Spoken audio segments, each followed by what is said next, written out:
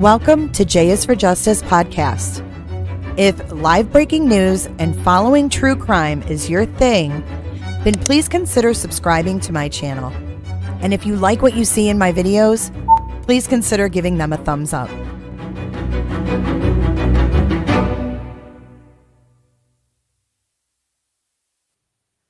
Good evening, everyone. Good evening. Are we good? Are we live? Should we check our phone? Want to make sure. You know how it goes. Before we get excited. Hey, Petito. Hello.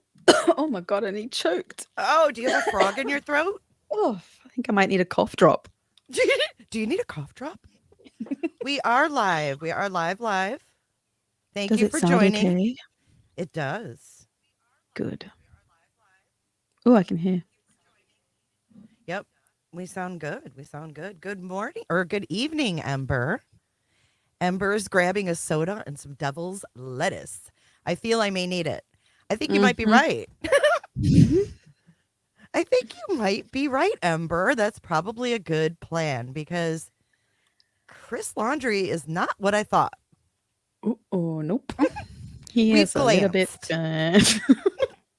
He's a little bit dense. No, you haven't missed anything, Mary P.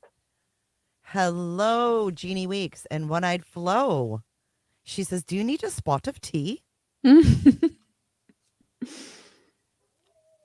Happy birthday, Flo, again. She's getting tons of birthday wishes today. Happy birthday, Flo. Hey, Olip. Thank you for joining tonight. So, yikes, Petito. We're doing Christopher Laundrie's deposition. Shall we begin, Mr. Riley? Let's begin. Okay, so Petito is Mr. Riley, the lawyer, and I am Christopher Laundrie. And we're going to talk about being upset, Donna. The question I have is, do we have a right to be upset? Do we have a right to be annoyed? Because honestly, I was a little annoyed when I heard the news, but do I have the right to be? That's kind of the question that I want you guys to ponder. Hey, Kendi. Kendi sent me a king cake from New Orleans. It looked so good. Oh my God. It was amazing. So I couldn't wait. You heat it up for about 10 seconds. It had Bavarian cream. I'll show you guys tomorrow on Friday. We're going to spin the wheel of Friday tomorrow too. I can't wait.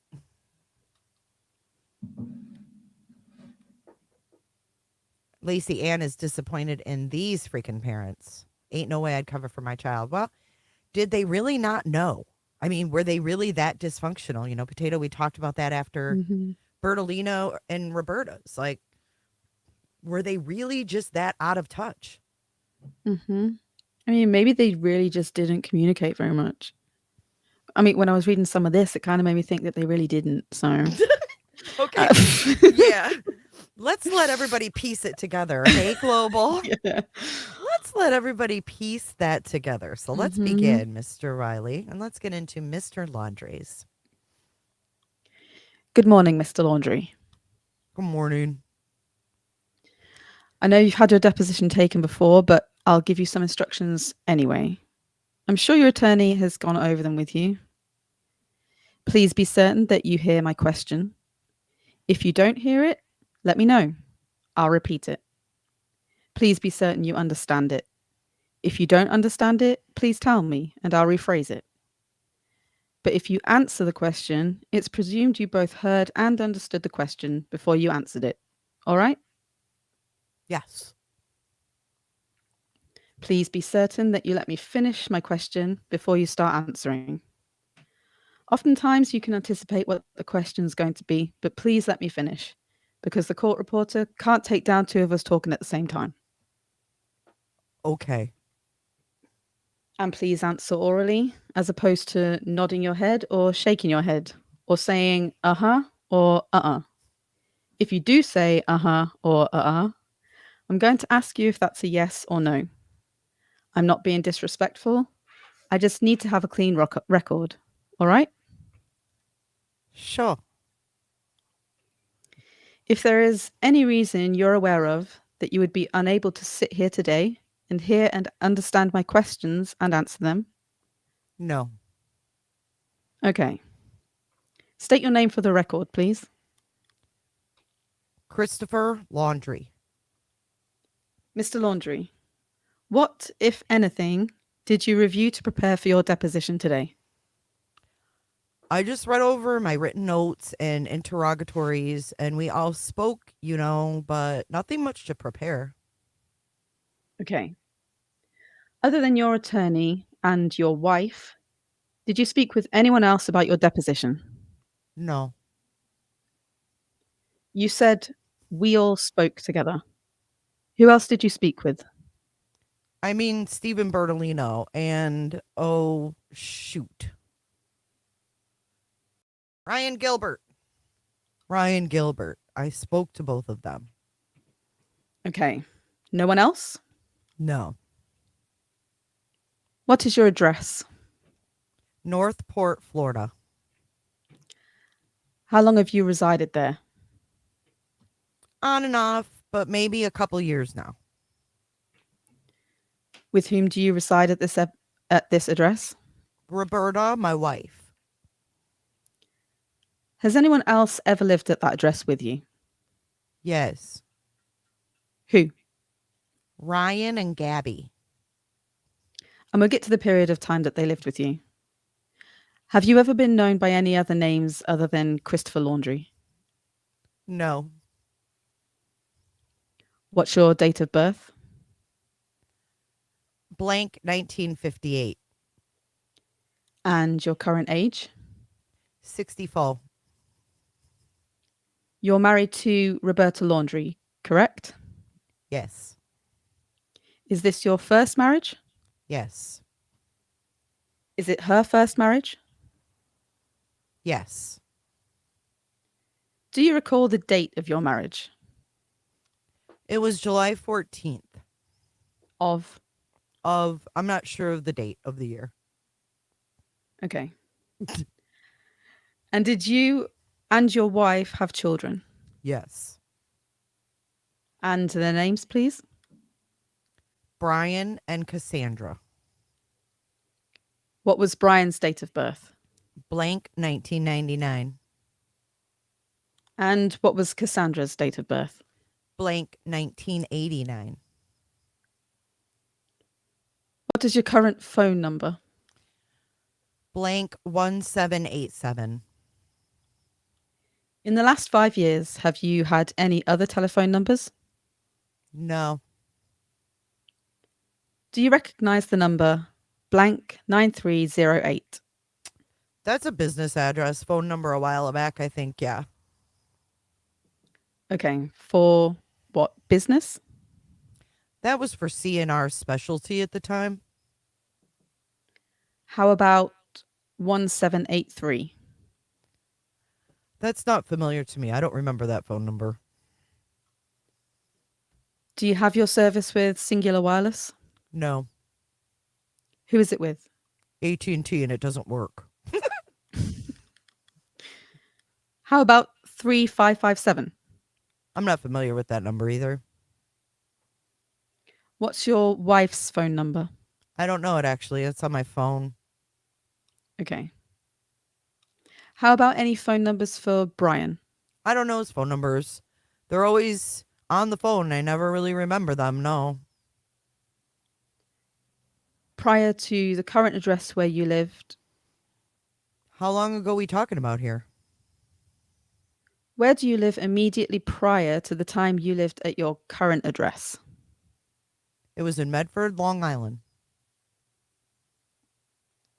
Do you know what the address was? No, it was a couple years. Do you recognize an address of blank in Venice? Yes. What was that property? That was a rental property I had. Do you still own that property? No. When did you sell that property? Oh, a few years ago, a little over 2 years ago. Did you ever live there? No. Did any of your family members ever live there? Yes. Who lived there? Brian. Over what period of time did Brian live there? Oh, well, it was about almost a full year that he lived there. But do you know when? It was, I believe it was 21, that year. We came down to 2 years before, so I'm not really sure, but it was a year before we came to live in the house 2 years ago. And do you? All right. So in 2021, you came to live in the house in Northport. Yes. Prior to summer of 2021, how long had you been living there? Since December of that year. 21 or 20? I'm not really sure. I think I moved down here 2.5 years ago, approximately. Well, prior to the time of the incident that brings us here for this cause of action, how long had you lived at that address? How long did I live there? Prior to that, yes. I was there maybe it was 4 or 5 months. Okay. You had mentioned December earlier. Did you move there in December? Yeah, So it would have been December of 20. that's a possibility. I it was that time period there that we were maybe 2 years ago. I don't remember the exact date I moved down there. Have you ever lived going back to the blank property? Did anyone live at that property with Brian? Yes, Who? Gabrielle. Have you ever owned property at blank in Northport? That's the one we're speaking of. No. I'm sorry, I misunderstood the first time. The property that I was speaking of was, you told me about blank. I then asked you about blank in Venice. That I never lived in. That was a long time ago. That was prior. I gave you, that was a mistake. I thought you were talking about Linksman at the time. Okay. Did any of your family members ever live at blank? No. So when you told me that Brian and Gabby lived at the property, was it at blank Yes. in Northport? That's the property, yes. When did you sell that property? January of that year. How about blank in Sayville, New York? Did you ever own that property? No. Oh, I'm sorry. Blank? Yes. No, that was a UPS address. Okay. That was my business shipping address. So it was a mailbox address. Yeah, the UPS. Okay. How about blank in Venice? No, that was a rental property. Did you or any of your family members ever live there? No. Do you still own that property? No. Mm-mm. Did you ever own blank in Bayport, New York? Yes. And was that your residence? That was my residence. How long did you live there? About 10 years. Which was the property that you moved? Strike that. The property you lived in immediately prior to that time that you moved to Northport. Which property was that? The Medford. Are you familiar with blank in Venice? Yes. And what was that property? That was a rental property.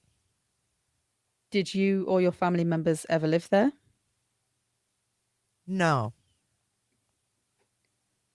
How about blank in Bohemia? I'm sorry. Bohemia? What? Uh, Okay, that's random. That was my business rental. We rented that. That's my business space in Bohemia. What? where is it? Where's Bohemia? What the? Who are these people? Okay, keep going. It's a lot of properties. In Bohemia, I don't even know where that is though. he has Where is that? rental space in Bohemia. Wait, let's find out. Alexa, where's Bohemia? According to an Alexa Answers contributor, Bohemia is a region in the Czech Republic. By the What? way, you have a new notification. Do you want to hear it? No. Can you tell me more about Bohemia? Alexa, tell me about Bohemia and money laundering. Sorry, I'm not sure. Okay, we won't go there. Thank you, Alexa. Okay. Woo. Okay. So, did you ask me about the business? Was that property that you and your wife owned? No. What business operated there? C and R specialty at first. And then, yeah, C and R specialty. That was it. Sounds legit. How about blank? I'm going to butcher this. Blank. We rented there temporarily. Did I pronounce that correctly? Blank. Why can't And we rented- know? I don't know. And rented there for what? Why or for a length of time? No. Was it personal? No. When you lived there?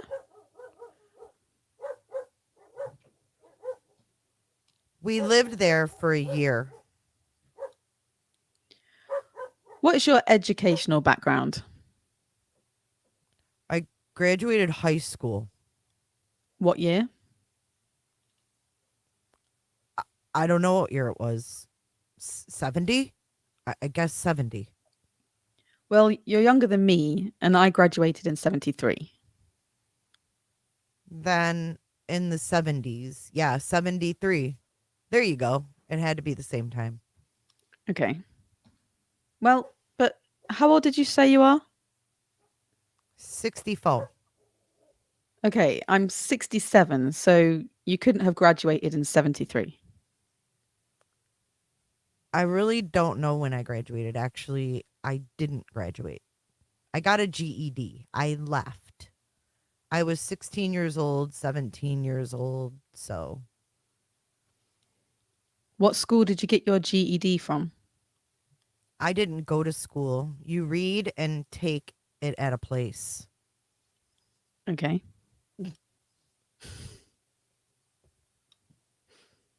But you have business space in Bohemia. Make it make sense. Yeah. He never went to school. No elementary, no middle, no junior high, nothing. He just read stuff. And has business space in Bohemia.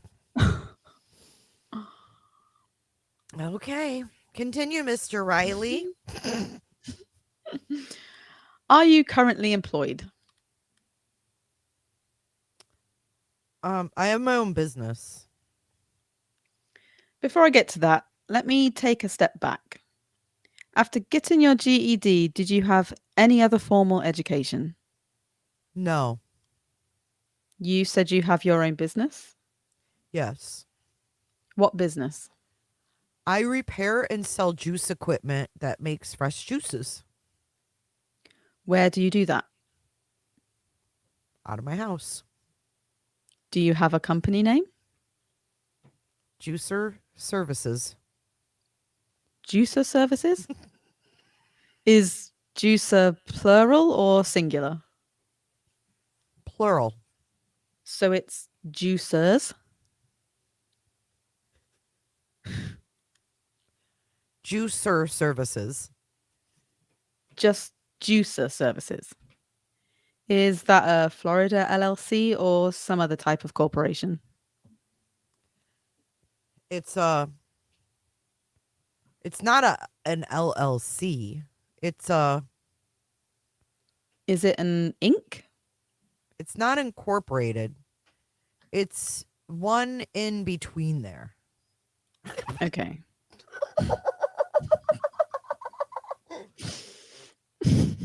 Oh, shoot. Okay. I don't know. Do you have any employees? No. Are you the only one who works for the company? Roberta helps. Her name's on the company. How long have you been doing that? All my life, I've owned the same business. Did Juicer Services exist before you moved to Florida? Yes. Same name? Yes. And did that operate in New York? Yes. And is that what you've done your whole life? Yes. What's CNR Specialty Services? It's the same business, but I changed it over and sold it at a point. Then I turned it into Juicer Services. Okay. So you sold an existing company that repaired juicer machines Yes. and you started another one? Yes. What's Juice Fountain Inc.? It was just a little juice bar I had set up Where was that? on Cherry Grove Farm in New York. Cherry Grove? Cherry Grove. It's on Fire Island in Long Island, New York. Have you owned or operated a juice establishment in Florida? No. How do you know Mr. Bertolino? We were neighbors for a long time Where? in Bayport, New York. When you say long time, how long? Oh, at least 25 years, I guess. Immediate neighbors? 3 doors down. Okay. Can you describe the relationship We that have you to stop for had? 1 second. Cheryl T's. Suddenly, Chris is beginning to sound like Yogi Bear. I mean, it suits him It's though. so true, it does. Oh, I'm sorry. I couldn't go on after reading that. Holy hell. Cheryl, you crack me up. Hey, boo boo. One question before we continue. Where have I heard of Fire Island? I do not know. Does that ring a bell with anybody, or is it just have a ring to it? Does anybody ever heard of anything about Fire Island? Maybe a case or something we've covered? I don't know why it sounds familiar, but maybe I'm just. I mean, Fire Island. It sounds kind of cool. Is Lisk associated with Fire Island, Jen? Oh boy. And the webs we weave. That's not what you want to hear. Oh shit. That Karen Vergata's legs were found on Fire Island. Oh my god. Oh. Ow. Oh. What did you just I do? I hit my knee, but it really did hurt. I lied. Sounded like you hit the mic. Oh, I sorry. can't see, so it I hit- sounded like oh. your head on the mic. Oh my gosh. Okay, so let's talk about one more thing too, that Bohemia. I know people are saying like Bohemia is beautiful. It's really pretty. But don't you think, guys, it's really weird and kind of random that this guy that didn't even like barely got through high school has a business that he runs out of there? And then he says he fixes juicer machines out of his house. Like, when does he do that? Would he run out? I mean, would he? How many juicer Wait. machines are in New York? What? Yeah. Bohemia in New York. Oh, it's not the country? No, I thought, well, you've got places that are named after other places, so I thought I'll Google it, and it's in New York. Oh, geez. So Okay. that's less drastic, I guess. Yeah, I thought it was like some weird, like, in Offshore. the Czech Republic, like, where nobody even knows where that is. Wasn't there a Hulu show called Fire Island? I don't know. But that's wild.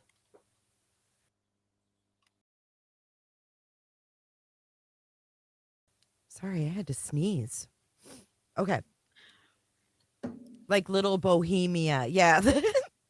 Yes, because they have Little Bohemia in Chicago too. Okay, I get it now. I took it as like offshore, some weird stuff.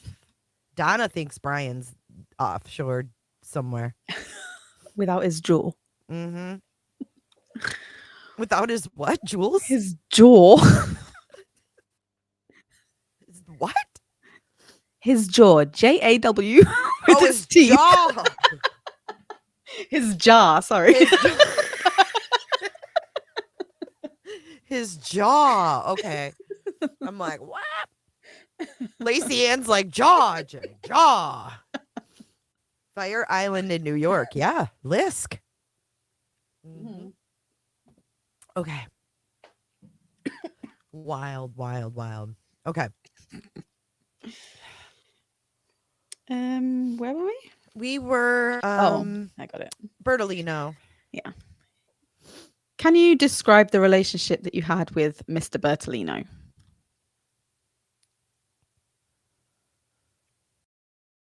We were friends, yeah, and crossed paths. Have you ever been in any kind of business relationship with him? It was more, or wait. Whoops, I gotta go up. Oh, cross paths quite a bit. Sorry, I didn't go up far enough. Well, I made investments. He made, I owned real estate with him. What kind of investments? Just property that I build or sell. Or that's about it. And was it just you and he, or were there other persons involved? I don't know how he operates his business, but you make investments in properties and fix them up and resell them. And was there an established percentage that you had an ownership interest in? I had no ownership interest. Well, then what was the business relationship you had with him? I gave him money and he invested in properties and I'd get I guess you would call it a percent. Yeah. Was your name on the deed for the real estate that you invested in? Yeah. Okay. And do you recall what? I'm pretty sure. Yeah. What percentage ownership interest did you have? It was more, it varied on what was being purchased from what I remember. And that's where the percentage comes from. What was the other part of the question? I think you answered it. Has he ever represented you as an attorney prior to 2021? Well, mainly when I bought and sold property in New York, he was, yes. So if you were involved in a real estate transaction, he would represent you. Well, wait. Yeah, he took all my matters, my will, things like that he did. What kind of practice do you understand Attorney Bertolino to have when he was representing you? I really don't know. I know he was a well-rounded in most categories an attorney would be. Had you ever been to his office? Yes. Have you ever had him on retainer? No, I don't think so. No. Did you ever sign a fee agreement with him? Well, to be honest, I signed whatever he asked me put in front of me. I'd look it over, but I don't know what agreement it was. Do you know what a fee agreement is? No. A fee agreement establishes the relationship between you and your attorney that sets forth the terms of that relationship, the hourly fee or the flat amount. Do you ever recall signing anything like that? I don't know. I signed a lot of things in my time, but I don't remember. No. In 2021, did you sign a fee agreement with Mr. Bertolino? I would guess and say yes, but I don't know.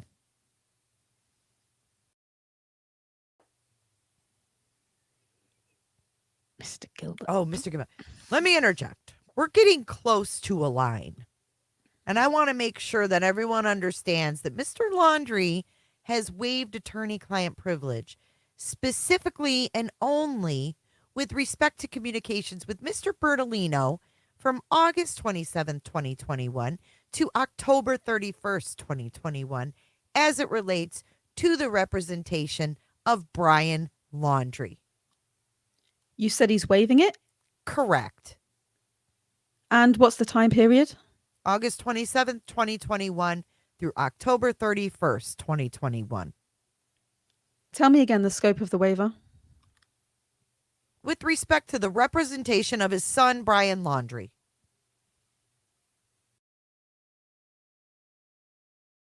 Well, I think he's waiving. Correct me if I'm wrong. I believe the privilege is between Chris and Roberta and Steve. Right. Is waived, but Brian's privilege, I'm getting confused now, with Mr. Bertolino, yes, is not waived. That's a good point. I just want to make sure there's a distinction in how you described it. Yes, that's correct. That's Mr. Laundrie and Mrs. Laundrie. Okay. So I want to go back to my question because I'm not sure if you answered it or you didn't. In 2021, did you sign a fee agreement with attorney Bertolino? I'm still not sure what I signed. No. Okay. I have faith in him to do whatever's right. So All right. Your daughter, Cassandra, where does she currently live? in Lakewood Ranch here in Florida. Is she married? Yes. Does she still go by Cassandra Laundrie or does she have a different name? I don't even know. I don't know what name she takes. Is she married? Yeah. What's her husband's name? It's Jim Lutz. Jim Lutz? Yeah. And you don't know if she's taken his married name? No. They have children? 2. How many children? Oh, yes. 2. And do they go by Lutz? I have no idea. Do you not have a relationship with Cassandra? No, I have a relationship, but it's something I just don't know that. You know, maybe she does, maybe she doesn't. I would have no reason to ask her about that. So, Did you attend her wedding? yes. Okay. And you don't know if they announced that she was now Mrs. Lutz? No, it was no. Okay. It was a what? Potato? What was he going to say? It was a shotgun wedding? What- I was gonna say- Wait, hold on. One more thing. Her husband, Cassandra's husband, his name is Jim Lutz. Isn't he from Guatemala? Now, I'm not exactly, a worldly person, but that doesn't sound like a Guatemalan name. Is Lutz Guatemalan? No idea. She's married to a Guatemalan man. So when you put all of this stuff together, it's very, very weird. That's all I'm Well, gonna it's say. weird that he doesn't know anything. How do you not know what your daughter's name is now? And you're under oath, dude. Like, come on. You don't know what your grandkids' names are? Seriously. Oh my God, I can't. I can't. Oh, I only need to know what their first names are. I don't call them by the surname. So Groovy Nikki says it's like asking if she's blonde or brunette, kind of stating the obvious. But why is he duh? Like, can we get a dunce cap for him? Mm-hmm. My goodness. I mean, I can't I can't help but take away from this that he's not all that bright, but is he just pretending to not be all that bright? I guess that's the question. All right, let's keep going. If you know they announced. What was the date of Brian's passing? I believe the 13th of October. I mean September. How could you forget that? How could you? I'm sorry, Potato, to keep cutting in, but how could you not know? How would you even slip up? Mm-mm. What? No, man. I don't like it. Okay. What leads you to believe it was the 13th of September? That's the day he left my house, and I never saw him again. How old was Brian when he passed? 22, I think. I think. Where did he go to high school? In Bayport on Long Island. Do you know the name of the high school? I think it's called Bayport High School. Do you know when he graduated, or did he graduate? Yes, he did. Do you know when he graduated? I don't know the year. Did he have any post-high school education? No. So he didn't go to a trade school No. or a college or community college or anything No. like that? No. What did he do after he graduated from high school? He moved down to Florida and he worked at Publix. Which Publix? Toledo Blade in Northport. So as soon as he graduated, he moved down here? It was pretty much a month or two after he graduated. And you don't know what year that was? I don't I don't exactly know, no. Where did he live? Which one? He lived in our house. Oh, he lived in our house. Which one? Blank. Do you recall what year you purchased that property? I don't recall the year, but I kind of know the number 8 years ago. Like 2015? Yeah, that sounds correct. And you're testifying that he moved in there right after he graduated. Yes. Did anyone else live with him? No. How long did he stay there? He stayed there. My timeline through all that is not fresh in my mind. But I believe he stayed there 2 years at least. During that 2-year period, did anyone else live with him? No. What did he do after that 2-year period? While we moved in, we did move down at around the same time frame, and we went there 7 months together. Yeah, about 7 months together, and then moved back to New York. Were you a snowbird? No. Okay. So sometime in 2015, you moved down Yeah, that sounds right. and you stayed about 2 months or 7 months. Why did you go back? Well, it was all around health issues. For who? Roberta. So after that 7-month period, after that 7-month period when you go back, when is the next time you went to Florida? When we moved the last time I told you we were down. December of 2020? Yeah. Okay. During that time period, you said Brian was there for 2 years. So that would take us to 2017. So from 17 to 20, did anyone live in the house? Yeah, I'm very confused on all that. I know Brian moved down here ahead of us. When he left high school, he went down there. He lived there for, I believe, 2 years. We moved down there and lived together about 7 months. I don't really recall the date line of that.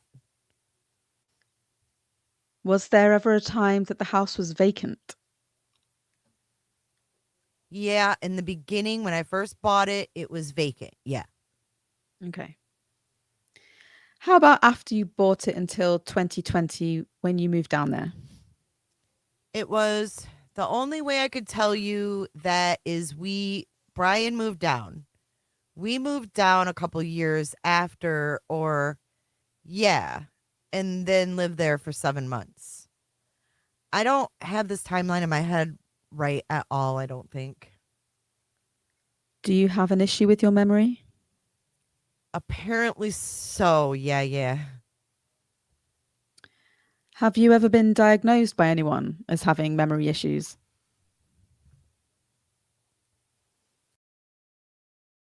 No.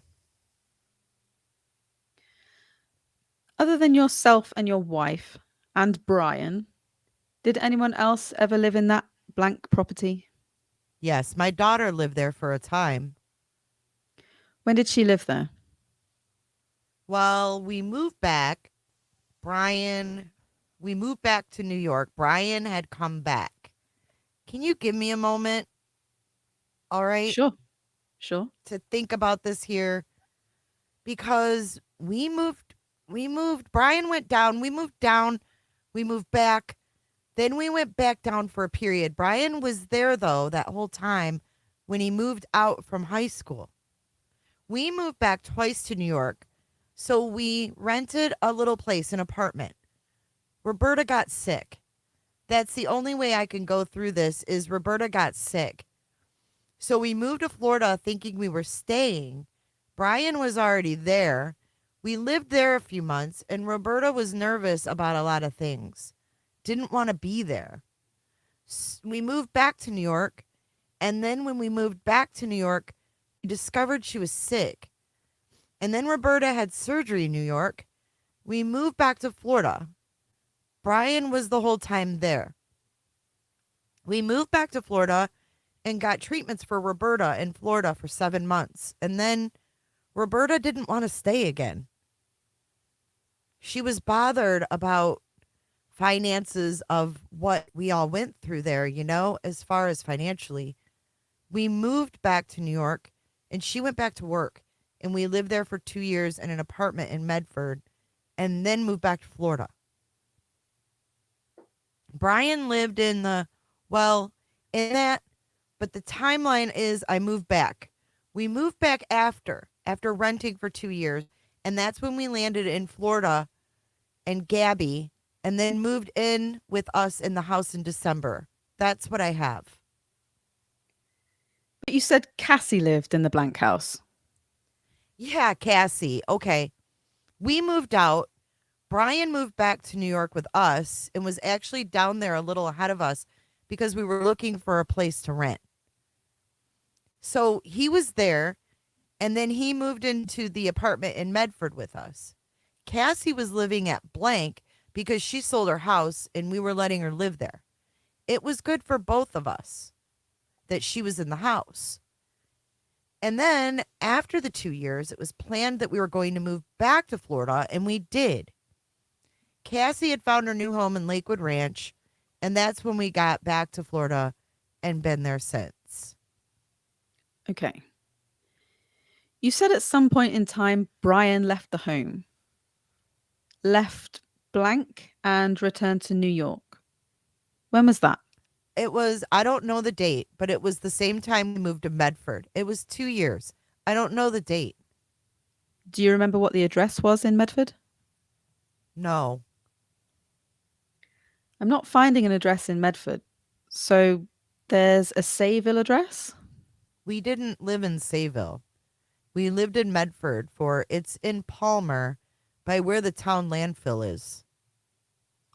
And was it near Bayport? We lived in Bayport a couple years before that, but Medford was the last place we lived before we moved here. And And that was the... I'm it sorry. was a rental we lived in for 2 years. If I understand your testimony correctly, you said that Brian moved into the Wabasso Street property shortly after you purchased it in 2015, correct? Yes. He stayed there about 2 years? Yeah. So would he have moved back to New York then sometime around 2017? I don't know. I don't know the exact time period of that. The only way I know it is the way I explained it to you. When he moved back, he moved in with you and your wife in Medford, correct? Yes. How long did he stay there? Not long. It was maybe 2 months, 3 months. Where did he go then? He went to move in. Well, he left. We went to a wedding. He drove to Florida. He was with Gabby at that point, so they left together. I don't know where they went to a wedding. From there, he left and took a road trip, but he first lived with my daughter for a few months Where? in blank. Okay. Do you know when he met Gabby? It was in the time frame we arrived in Medford and in that 3-month period. And when you said he and Gabby left and came to Florida, did they move into blank at that time? Well, we all went to a wedding in Maryland. They left from Maryland. I don't know where they went. They wound up at my daughter's house, my house where my daughter was living, and they lived there. They lived with them for, I guess they stayed a few weeks, and they left to travel across the country. There was a trip in 2021, correct? The first trip was, I don't know what year that was. Well, because there was a trip in 2021, correct? Yeah. How soon prior or how much prior to that trip was the trip that you were just referring to where they stayed with Cassie for a period and then left to travel? I'd say 8 months, something like that. So it would have been around 2020. Yeah, that sounds right. You told me previously that Brian worked at Publix during the 2-year period that he was down at blank starting in 2015. Did he work anywhere else during that period of time? Yeah, he worked in the YMCA. YMCA. I had to do it. This is during that 2-year period. Yeah. When he returned to New York, did he have employment? Yeah, he started working, yeah. Where did he work? He worked at a pub, a greeter at the door in Bayport. At what? A pub? I think it's called the Horse something or other. How long did he do that? Well, since he got there. And how long did he continue to do that? Until he left. I guess that was a few months. I can't with this guy. He was there until he left. Yeah. He stayed as long as he stayed. And when you say he left, is that when he came down to Florida with Gabby? Yes. When he came down to Florida, did he have a job? Well, no. At that point, I don't really know what they were doing, really. They were at our house, with the daughter. I don't think he worked in that time frame, and then they went on a road trip. Okay. What were Brian's hobbies? He liked to hike. He liked to stay fit. He did a lot of activities. He liked to draw. He liked art. Did he ever tell you what he wanted to do as a career? Yeah. He wanted to actually have a farm. Have a farm? Yeah. What kind of farm? Well, he was trying to figure that out. There was many options in his mind. Prior to dating Gabby, did he have any other girlfriends? Apparently, I didn't know, I think a couple. You don't know who they were? No. Did you ever, prior to 2001, hear any claims that Brian had been involved in domestic violence? No. Did he have any anger issues? No. Are you aware of whether he was ever involved in a fight prior to 2021? No. He was not, or you don't know? I don't know. I don't know. Describe Brian from high school up until 2021. I don't know how to describe him. What do you mean by describe him? Tell me about him. If somebody said, "Hey, I never knew your son," tell me about him. Well, he was a great kid. He was ambitious. He was outgoing. He was a great guy. Was he respectful? Absolutely. Was he honest? Yes. Had he ever been in trouble as a kid? Never that I knew. No. In the 2020 to 2021 timeframe, what was your relationship with Brian like? It was very good. Can you describe the relationship that you had with him?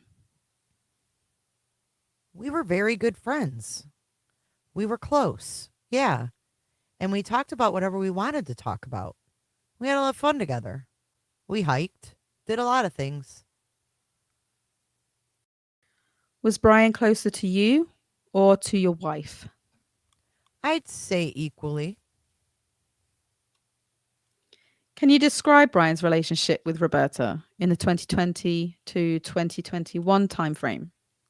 I think everything was normal, usual. There was nothing that I knew. I can't speak for her. Do you remember when you first met Gabby? Yes, I do. When did you first meet her? When a couple months when we got moved into Medford. A couple months before you moved into Medford? A couple months in living in Medford. A couple months after you lived in Medford? When we moved into Medford, within those 2 months, we met her. What were the circumstances of meeting her? I was surprised because I had never heard he didn't speak of her, but I was surprised that he just came home with her and introduced her, and that's all. How did he introduce you to her?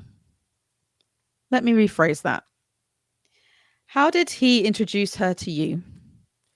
He spoke of her one day right before, and he said he wanted to introduce us the next day, and he came home with Gabby and introduced us. Did he say what their relationship was? No. Do you know if they were dating at that time or they were just friends? I really don't know. Brian introduced her, and it all went from there. Do you know if they went to school together? I know they went to the same high school. Okay. Do you know if they knew one another in high school? Knowing now, I didn't know then, but now I know that everybody crossed paths, and he knew of her. Do you know when they started to date? No. What was your initial impression of Gabby? She was very nice. She walked in the door and we spoke, and fine impression.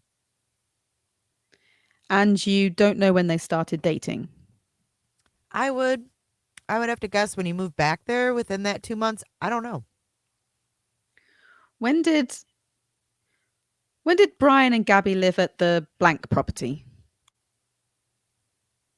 When did they move in, are you saying? Yes. I'd say January of 2020, January? I think. January of okay. How long had they been dating before they moved there? I'd say 7 months, I'm guessing. When they left, they were dating. And that's when they. Now, you told me they had lived for a period of time with Cassie at the blank property, correct? Right. Was that before or after they moved to Linksman Place? Before. Okay. And they came down to the blank property after a wedding in Maryland. Right. Whose wedding was that? Roberta's niece. Do you recall when the wedding was? I think it was October. I'm not unsure of the date or even the month even, but I think it was October, but And then you said they lived at the blank property for about a year, I think. Correct? Or maybe I didn't ask you. How long do you think they... yeah, about a year. Okay. Was it just the two of them? Yes. Do you know if they were working then? Brian was working. I don't know if Gabby was working. Where was Brian working? Wait, now he had another job? This is his third Yeah. job. This guy's a Mhm. bum. What bunch of Yep. shit? He worked in a liquor store, ABC liquor store. How long did he work there? He worked until COVID. COVID came and everybody was worried about it. So I said, yeah, fine, take a break. You don't have to work if you're worried about it. And then I don't know when he went back to work, but he went back to work at Publix at that point. And you don't know during that 1 year period if Gabby worked? Well, I know she worked at Taco Bell, but I don't know when. Okay. Taco Bell? I didn't know she worked at Taco Bell. Never heard that one either. Nope.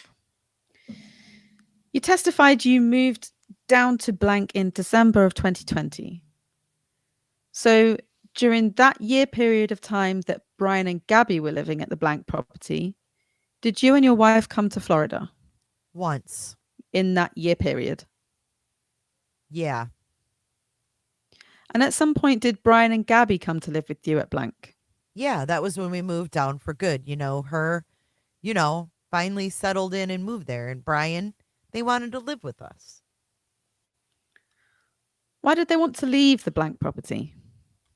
Because I wasn't renting it at the time. And Brian felt it was enough. He was going to live with us for a while. And I could either rent or sell. So in December 2020, when you and your wife moved down, they moved in with you. Yes. That trip, the first trip that you talked about, was that trip during the period of time they were living with you at Wabasso? No. The first trip, they left our house, the rental in Medford, and took a road trip out west and back. And when they came back, they stayed with Cassie. Okay. In our house. All right. So this was after the wedding? Yes. So after the wedding, they took a road trip out west? Right. And then they came back to Florida and stayed at blank with Cassie? Correct. Do you know where they went? Where they went out west? Yes. I know they went all the way to Oregon, so where there was in between, I don't know. Did they ever get engaged? Yes. Do you know when they got engaged? Somewhere along that trip, I think. The first trip? Yeah. Did you ever have concerns about the relationship between Brian and Gabby? Any normal concerns of somebody new, somebody you know making commitments and all, but otherwise, no.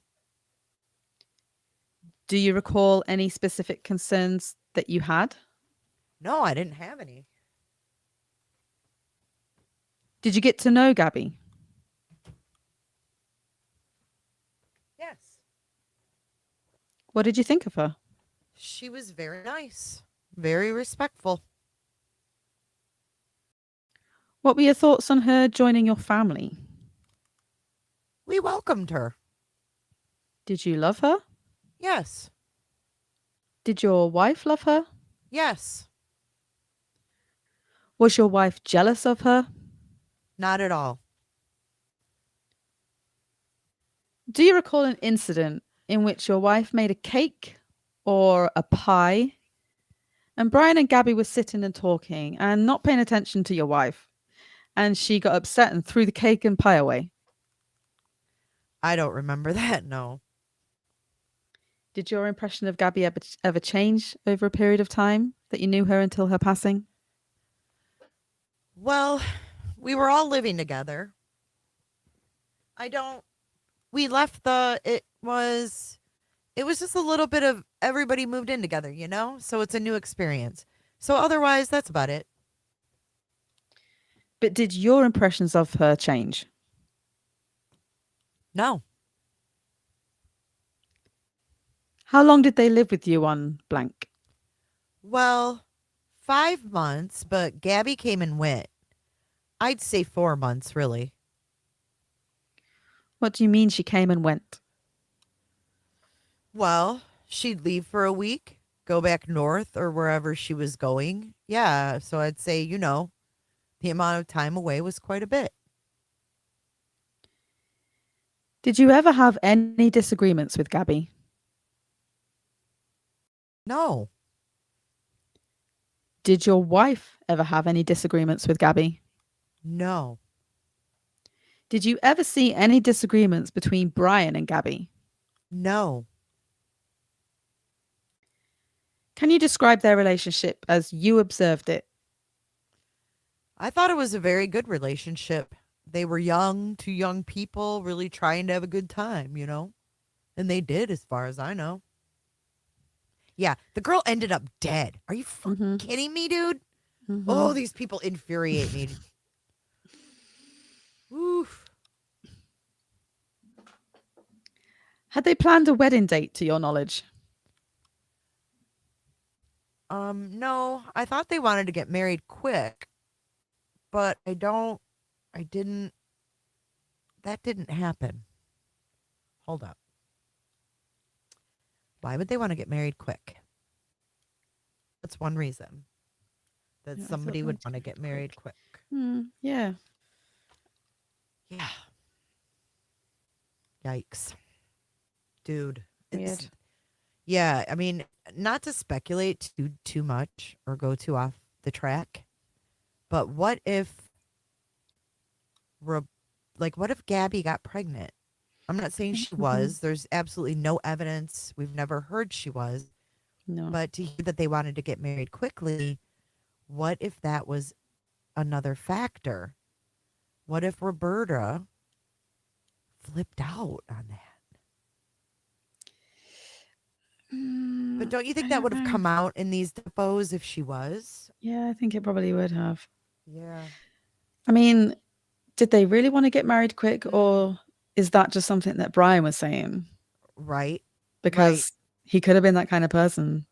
Right. Like gets jealous and is like, I'm going to marry her.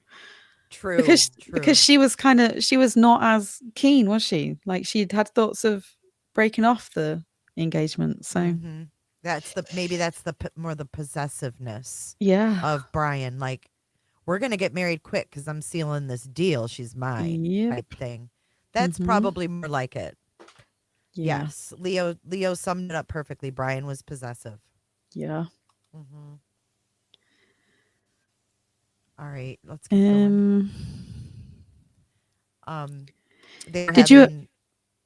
Okay, go ahead. Did you ever have any concerns about their relationship? No. Just the normal one anyone would feel, you know? You don't want them to get into something quickly or not quickly, but they might not be. But I don't.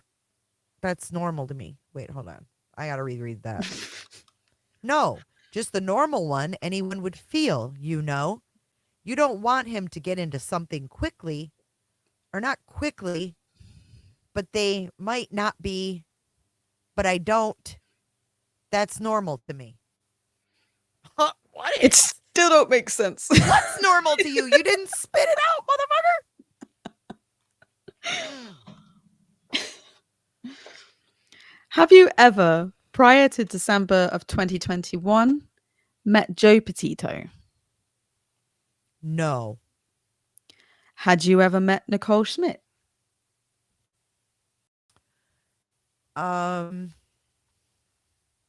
Yes. Where did you meet Nicole Schmidt? At her house, at her home Where? in Blue Point, Long Island. What were the circumstances of you meeting her? I was picking up stuff that Gabby asked me to get. What kind of stuff? Oh, a skateboard. I don't remember the other items, but it was not very much. Why couldn't Gabby get them? I don't know. She was living in Florida, and I was living in Medford, so Okay. Why did she want you to pick them up? because she wanted it. You were going to bring it down to Florida with you. Yeah. This was prior to the time you moved down? Yeah, this was on a trip down. I was bringing it down. Did you meet her husband at that time as well? No. I only met Nicole.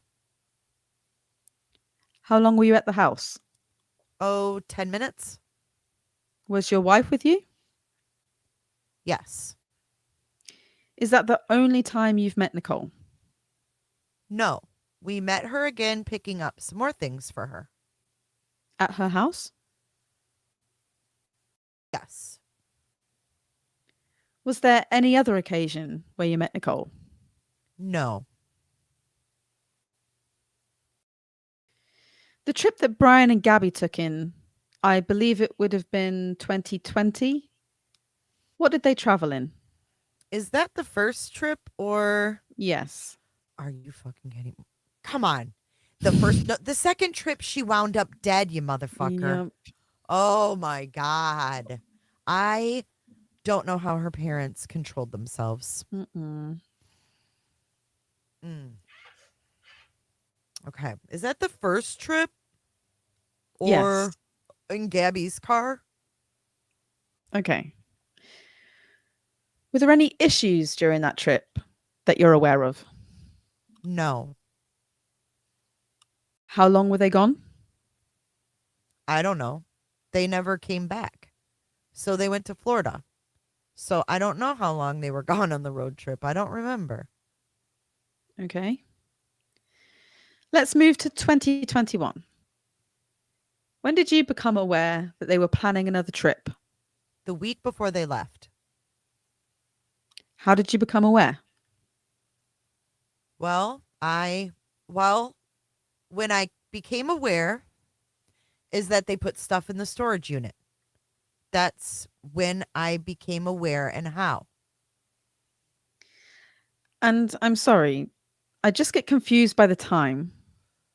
Where were they living at that time? When they went on that trip? In our house. Okay, on blank? Yeah. Yeah. Okay. And you learned that they were going to take a trip because they moved things into a storage unit. Yes.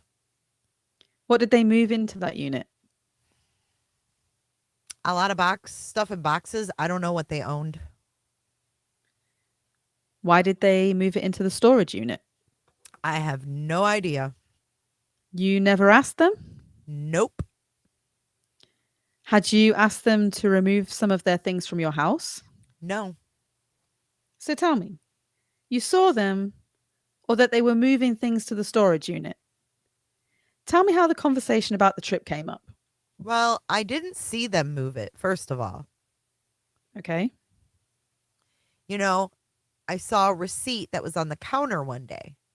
And that's when I realized because they lived in the other half of the house and we gave them their space. Okay. So you saw a receipt on the counter in the house. Yeah. And did you then have a conversation with them about the receipt? Yeah. That's how I discovered they were going to take a trip.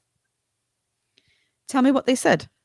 They said they were going to go back to New York. They were going to camp their way down to New York. That's what Gabby told me. And then they were going to move in with her grandfather and get their jobs back.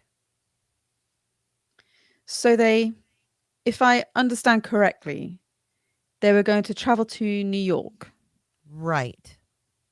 camp along the way. Right.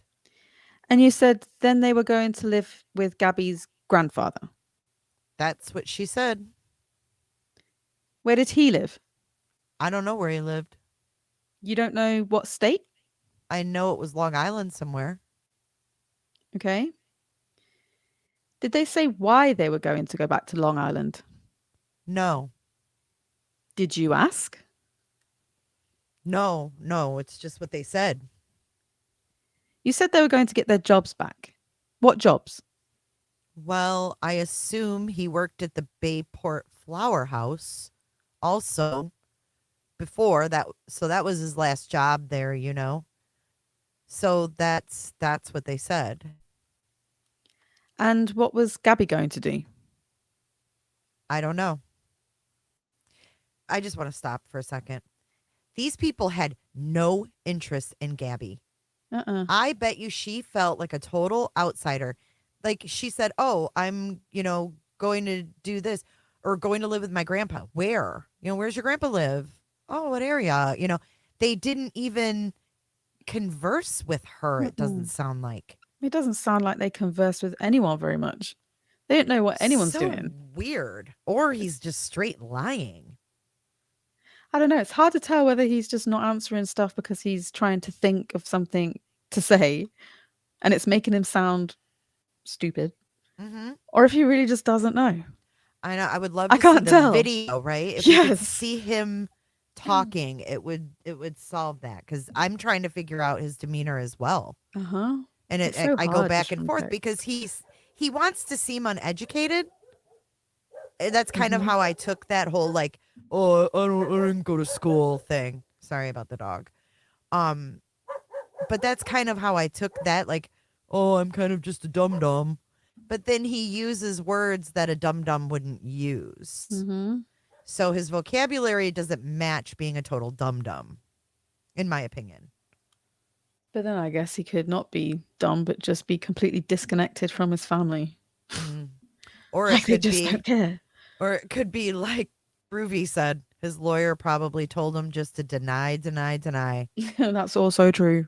I mean, he's been guided by Bertolino, of all people. We heard his mess. Yep. This is frustrating. Okay.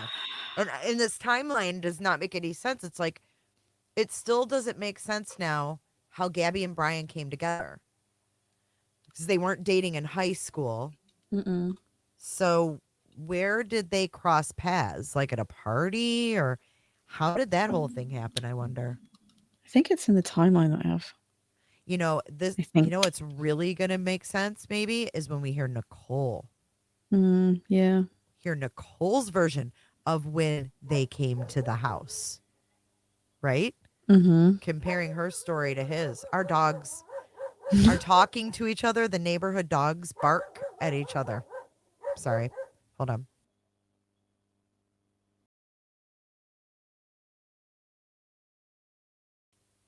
Okay. The neighbor yells, sorry. Aw. Like they didn't want Bella to get in trouble. Sorry. Okay. So the timeline says that they did meet in high school. So they met in high school and a friend said that they were both really different and they didn't really fit in. And that's why they were drawn to each other. They were like outcasts. That is weird. Yeah. Hmm. I mean, She it doesn't- kind of explains why they didn't really have any friends. Like, There wasn't a lot of people. I mean, there was only Rose that, Yeah, I mean, that was someone she met down here in yeah. Florida when she was looking to make friends. But up there, I mean, I don't know, man. She doesn't seem weird like him. I mean, I don't know her, but based on Mhm. that body cam footage, she doesn't seem weird like him. Yeah. Don't know. Maybe she was insecure and he, Yeah.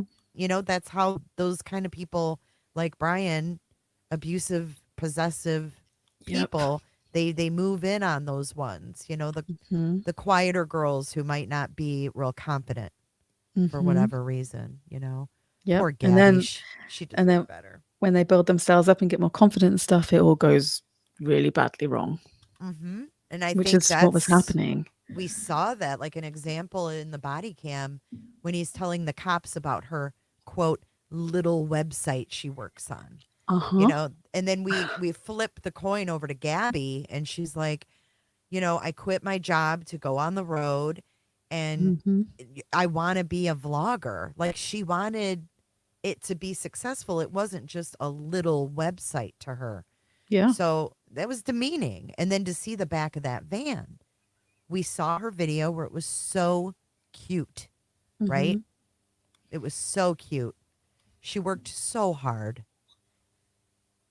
And I think she was so frustrated because she was working so hard, but he Yep. was still putting her down. It was still just a little website. Hmm. And if you think about the van as well, um, Roberta thought that it was his van. So it seems like Brian was telling her, like, I've done this van, I kitted it all out and stuff. It was Yep. his, but it was actually Gabby's. So Yep. the stuff that he was doing, she was doing, he was trying to claim it as his own. But actually he was doing nothing. So And like then Roberta thought that she was sat around the house doing nothing all day and he's working on the van. exactly, but really she was working on the website and working on the computer side of things. Hmm. And did the whole van. And the funny thing is too, um the last part we read with Bertolino, he said something about um the her oh shit. That he didn't fuck, I can't remember. I lost my train of thought. Dang it. I get so worked up about this. Oh, he said that she didn't come home for the trip. Or maybe this is in this thing. Maybe it's in Christopher's. She didn't come home for the when Brian did the camping trip to empty out the storage unit or whatever the fuck. That she didn't come because she was in the hotel working on her website. Hmm. I think it's in this. I think I'm getting ahead of myself. But it just pisses me off. And I don't believe he had all these jobs because he said he worked at some pub and now he's like, oh, he worked at Bayport Flowers. What? Hmm. Okay, So juicer. he couldn't hold down a job. I wonder if these people, I don't know, man. Maybe that's reaching. But when he says Brian wanted a farm and like Global I said know. What was a that? weed farm, I was like, because, it started becoming, legal Oh. for medical marijuana, but then also recreational in some states. Hmm. So he wanted to go out west where probably it's legal somewhere to grow. Maybe the storage unit was full of stuff for that. Who knows? Who knows? Because he doesn't want to say, I don't know what they owned. Yeah. I mean, you But should know by now. Fuck, who got the shit out? yeah, Where is it? exactly. Of course they know. You never looked in the boxes? Where the fuck are they? So we're not getting the truth here. Like there's still shit being covered up. In Yeah. my opinion, there's still not the full truth. Mm-mm. And yeah, I don't know. I don't think Gabby was the bum here at all. Nope. I don't think so either. I think that's just the impression that he gave to his parents. Yeah. And that's why Roberta told the neighbor that Gabby was lazy and smoked pot and laid around all day. And her Yeah. son was such a hard worker. He was Mhm. probably off doing some shady shit, saying he worked these jobs or something. I don't believe he had these jobs. Oh, Casey, that's a good point. I've known people to use storage units to actually grow their cannabis. Huh. I just find these people very interesting, how they live this lifestyle they live, but have no solid background. But they lived in a nice area in a nice house as well. From Mhm. juicers for his whole life. Did they even What? have juicers? Like, he's Well, there's 64. it's not. It wasn't. I A mean, thing. they were doing it out of their house, so I mean, I don't know. Like, I would have asked Chris, okay, when you were working your juicer business in New York, how many calls did you make a day to fix juicers? Yeah, right. How, on average, how many calls per week would you get to do repairs? I mean, let's make this make sense. What are these people up to? It's so weird. Casey thought I said Jesus, not juices. You know, with them, it wouldn't be too far fetched to hear that. And now Roberta's got family in Maine. So we gotta look at that. I didn't know she had sisters or brothers and a niece who got married in Maine. Mm-hmm. The book. Whew. Okay. Let's get back to the van.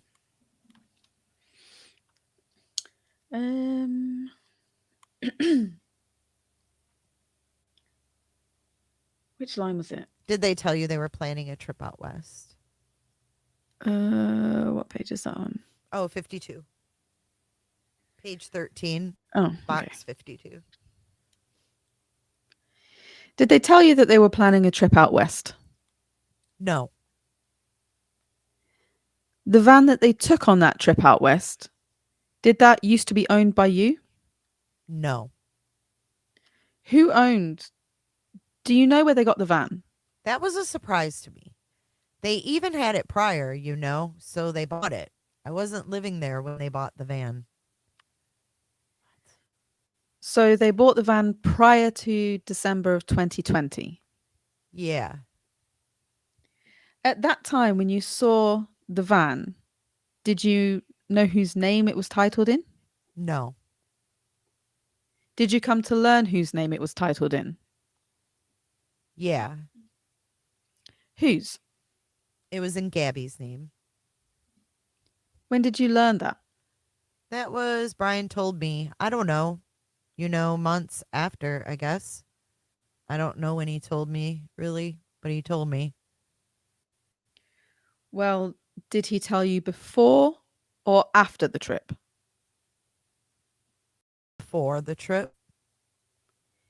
Did he tell you how they paid for it? No. Did he tell you who paid for it? No. Did he tell you how much was, what the purchase price was? He did.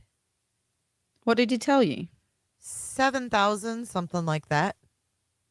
Okay. And prior to the time that they left for the trip to New York, did they make any renovations to the van? Brian did, yes. Notice that too? Notice that? Mhm. Brian did. Oh, yeah, Yeah. I'm sure the fuck he did. What did he do?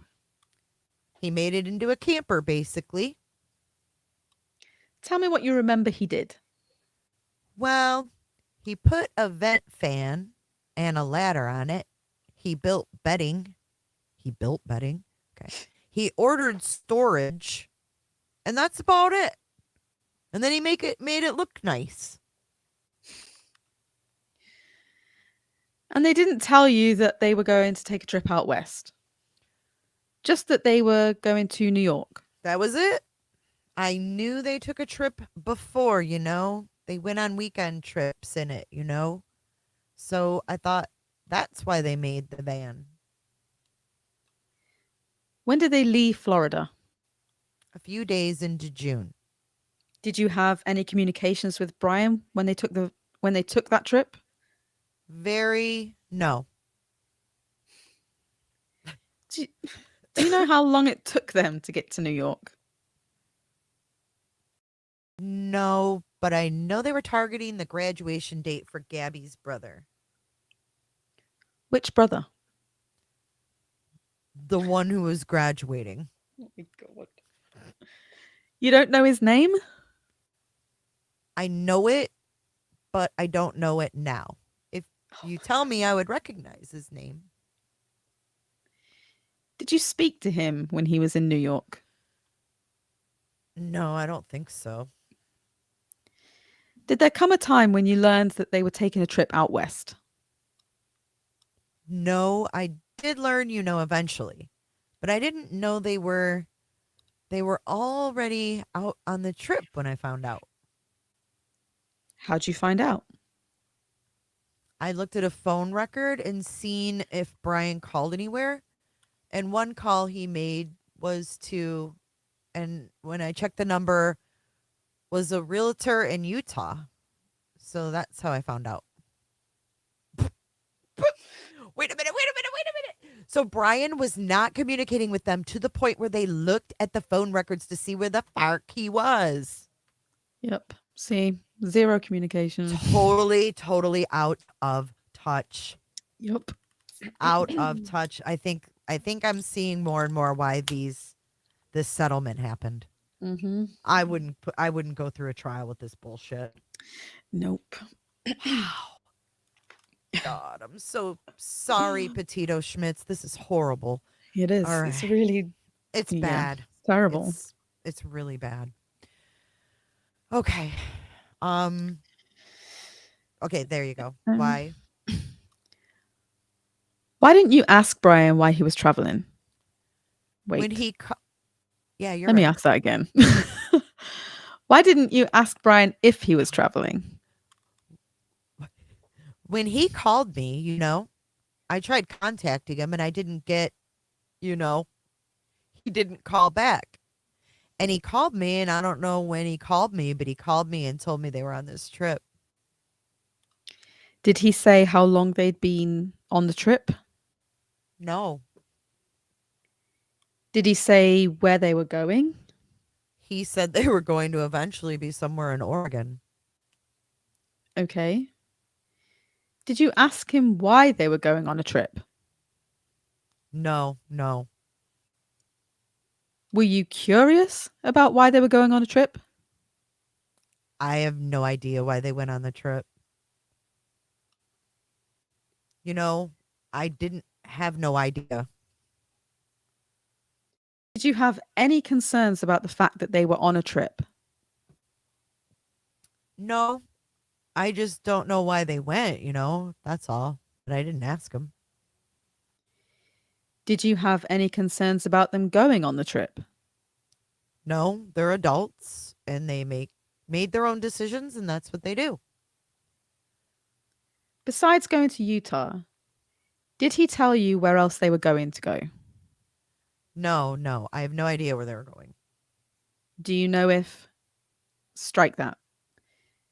So from the time they left the home in beginning of June until that phone call that you had with him when they were already on the trip, did you talk with him in between that period of time? I think I spoke to him twice. Do you know if your wife spoke to him during that period of time? I don't think so, but I don't know for sure. I don't know. I don't think so. Was there ever a time where you became aware of any incidents between Brian and Gabby on the trip? No. What vehicle did you use for your juicer business? Now? No. When did you use back in 2020? 2020? I had a pickup. You didn't have a van? No. When did you become aware of the August 12th, 2021 incident in Moab? When it was on the news. Okay. And when was it on the news? I don't know the exact time, but it was on the news. After they returned from the trip? After Brian returned from the trip? It was after. So you weren't aware that there was a domestic violence incident in Moab on August 12th of 2021? No. Do you know if Brian spoke to your wife about that? No. No, you don't know? Or no, she didn't? No, I don't think so. No. When's the next time after June of 2021 that you saw Brian? When he came and visited, When was that? it was in August. Okay. It was, does August 17th sound right? Yes. Yes. Yes. And why did he come back to visit? It was just to, apparently he said he wanted to empty his storage unit Why? to save the money. And what was done with the items in the storage unit? He put it back in the room he was staying.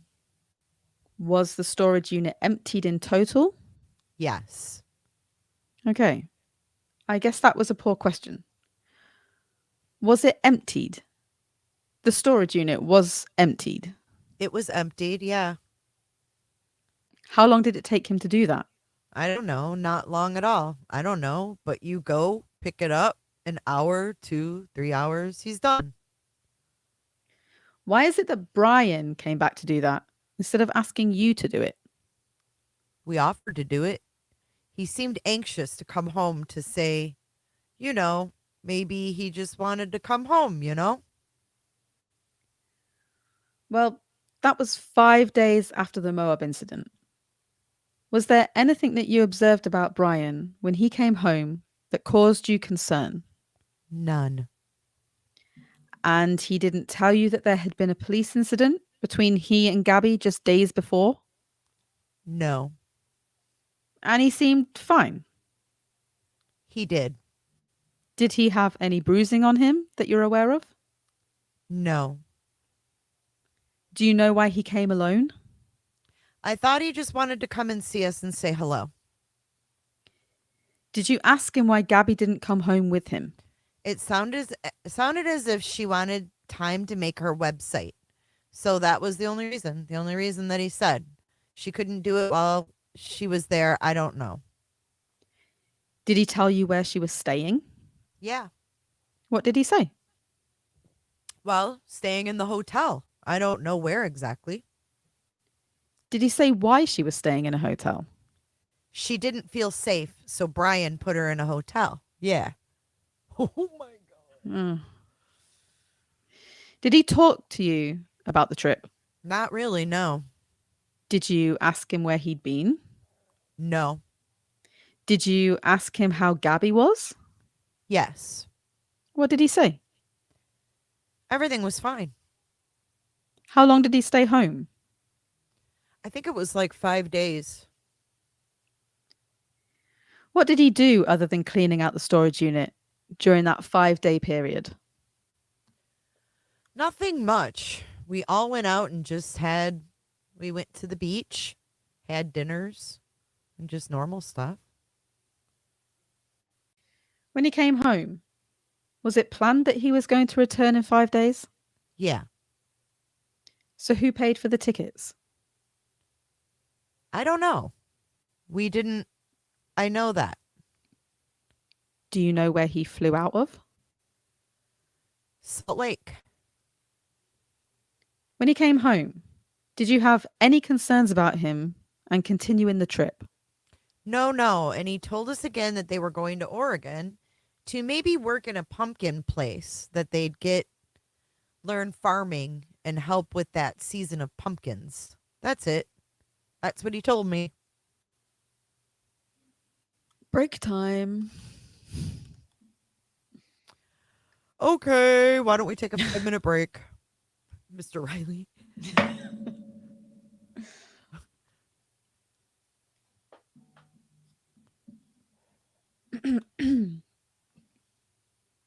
This is longer than I thought. Damn. Yeah, it's like 100 and something pages. Well, it's deceiving because there's 4 pages on one. Yeah. Yeah. So I was like, oh, it's only 20, 29 pages versus Bertolino's was 100 and I know. whatever. But we've only done 17 pages. I know we're only not, yeah, we're like just over halfway there. You know, if you have to hop off, you can. It's, Oh, no, it's fine. I mean, if I know it's getting late there, so I if just you need needed to a hop drink. off, yeah, you're fine. Just let me know because I can read the rest of it. You know, I'm good. Okay. All right, Mr. Riley, let me know when you're ready to begin. So I think you told me that from the time that Brian left your home, Brian and Gabby left in early June until that phone call when they had already been on the trip. You spoke with him maybe 2 times? Yeah. And it was while he was on that trip that he told you that he was on the trip. Yes. Okay. How would you communicate with Brian? Just by telephone? Or did you communicate with him in other ways? Just telephone.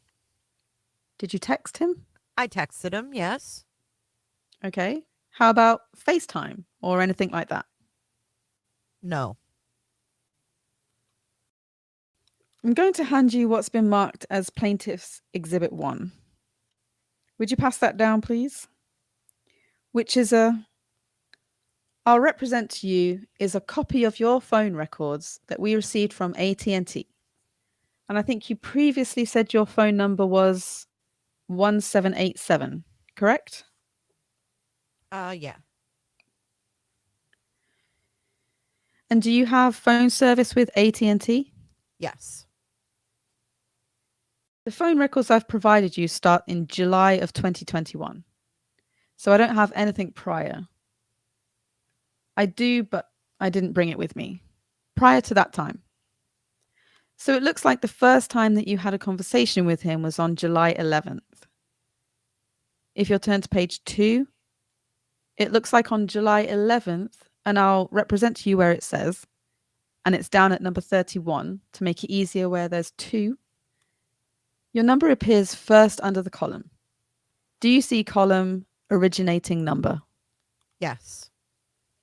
Then your number at line 31 is 1787, correct? Yes. And where it says, and there's a number underneath for F, that means it was forwarded, as I understand it, and there was a voicemail left. Do you have any reason to disagree with that? No. Would you leave voicemail messages for Brian? Yes. Okay. Turn to page 15. I'm sorry, page 16. At line 262, there was a phone call placed from you to a number 903. I'm sorry, there was a phone call that originated at 7732. Was that Brian's number? I really don't know. I'm not sure.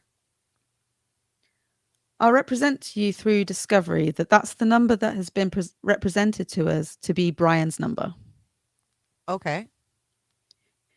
So it looked like on August 4th at 21:54, which would be 9:54, Brian called you and you spoke for about 15 or 16 minutes. Mm-hmm. Yeah. Do you recall anything about that conversation? I don't. No, I don't. Okay. But I know he called me. Turn to page, before you turn the page, prior to the time that Brian came back on the 15th, I believe it was, of August, the 17th of August, did you have any conversations with attorney Bertolino about Brian? I'm lost in the timeline you're talking about.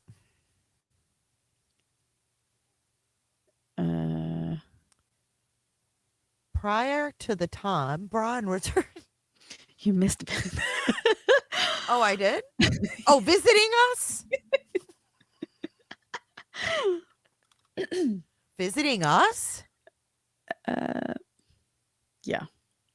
Did you have any conversations with attorney Bertolino? I'm lost in the timeline you're talking about.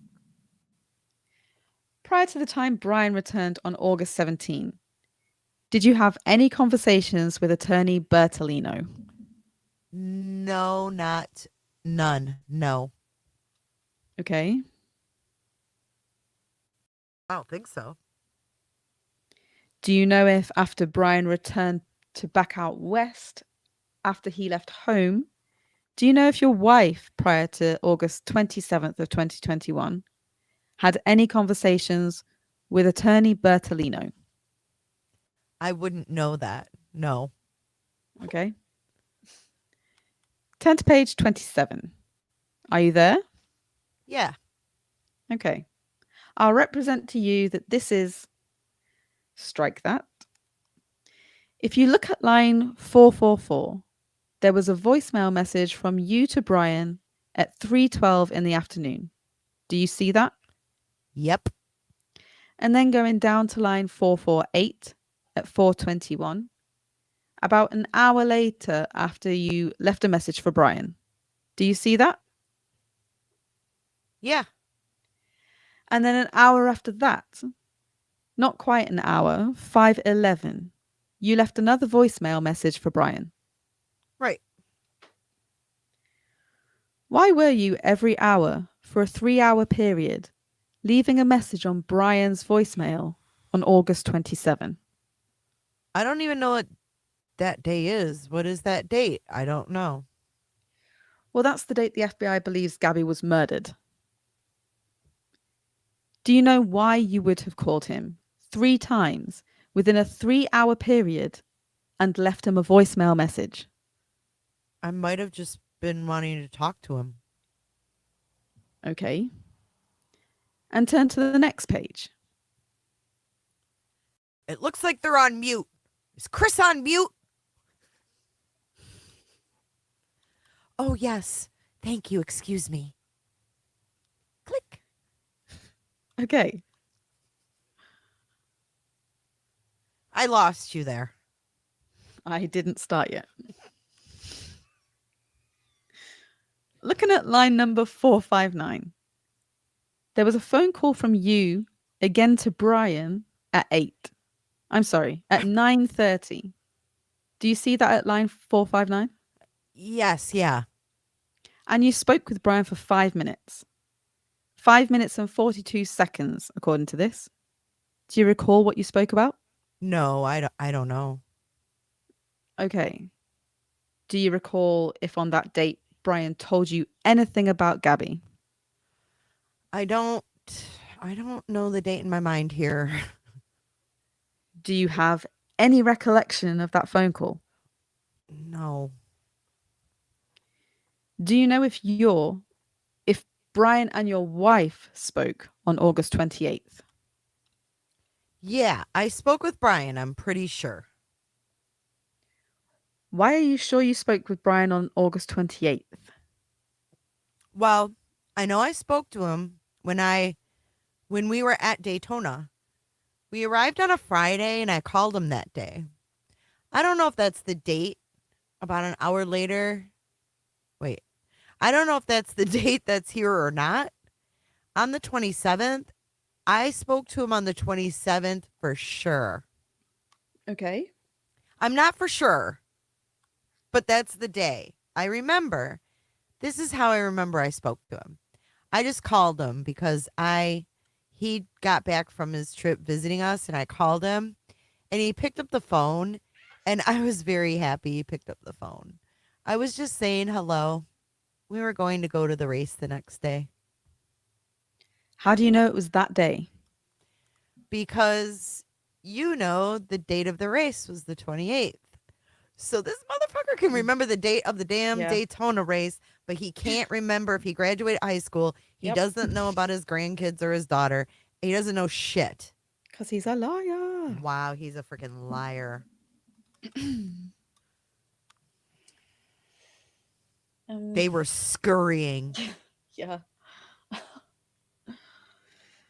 What date did Brian leave Florida?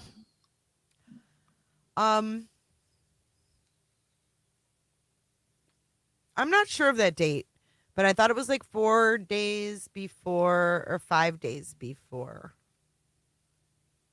So my question is on the next day, the 28th. Do you know if your wife spoke with Brian? I think she did. Okay. Did you speak with him? I don't know. Do you know what she spoke with him about? No, Do you recall how Brian's demeanor was at the time? it was fine. Yeah, we had a really good conversation. You had a very good conversation about what? Oh, he got back and they were going to go to that thing still, that pumpkin thing, and we were at the race. So he was saying, "How's it going?" And just normal conversation. Okay. Did he talk about Gabby? No, Did he tell you where he was calling from? no. On the 29th, Sunday, August 29th, do you know if you spoke with Brian? I get my dates mixed up here. The 29th is, The day after the race you said you went to. yeah, I spoke to Brian. What did you speak with him about? He had called. Well, that's the day everything, hit the fan, I think. How did everything hit the fan?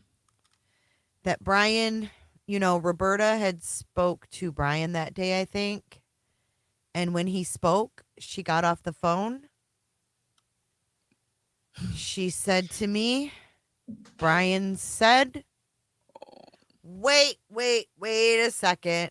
We're going to assert a spousal privilege for anything that you said to Roberta or Roberta said to you. So I'll tell you not to say anything that you said to her and she said to you. Without telling me what she said to you, how did the shit hit the fan that day? I didn't say that. How did the stuff hit the fan? Things hit the fan. How did things hit the fan that day? Well, What did you learn about Brian? I called Brian because, I felt I should call him. So I called him and that's what I did. And what did he say to you? I asked him, how he is doing, and he was not calm. And he got very excited. And he told me things had, Gabby's gone. And he got very frantic. Everything was frantic and quick. So, Gabby's gone. Meaning what? Well, I have no idea what he meant. Well, what else did he say? Well, it was quick. He said, and he was very panicked and he said he didn't know what to do. He said, can you help me?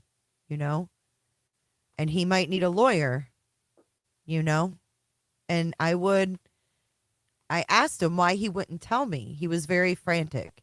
Everything was frantic and I started to not really comprehend. And then he just, can you help me? And I said, okay, I'll help you. And I calmed him down and I said, I don't know. It was all mumbled and I still don't remember everything that happened. But, he said he needed help and to get an attorney. And I told him, yeah, I'll help you. I'll call Stephen Bertolino and just stay put. And then I asked him again and he just said, just help me. And I said, yeah, I'm going to. So stay calm, stay put. And he hung up. Did he say where he was? He did. Where did he say he was? Jackson. Jackson what? That's all he said. Jackson, Wyoming? He didn't say that. Was there any other Jackson out west that you're aware of? No. Did he say he'd murdered Gabby? No. He said she was gone? He said it several times. And he was frantic. Frantic.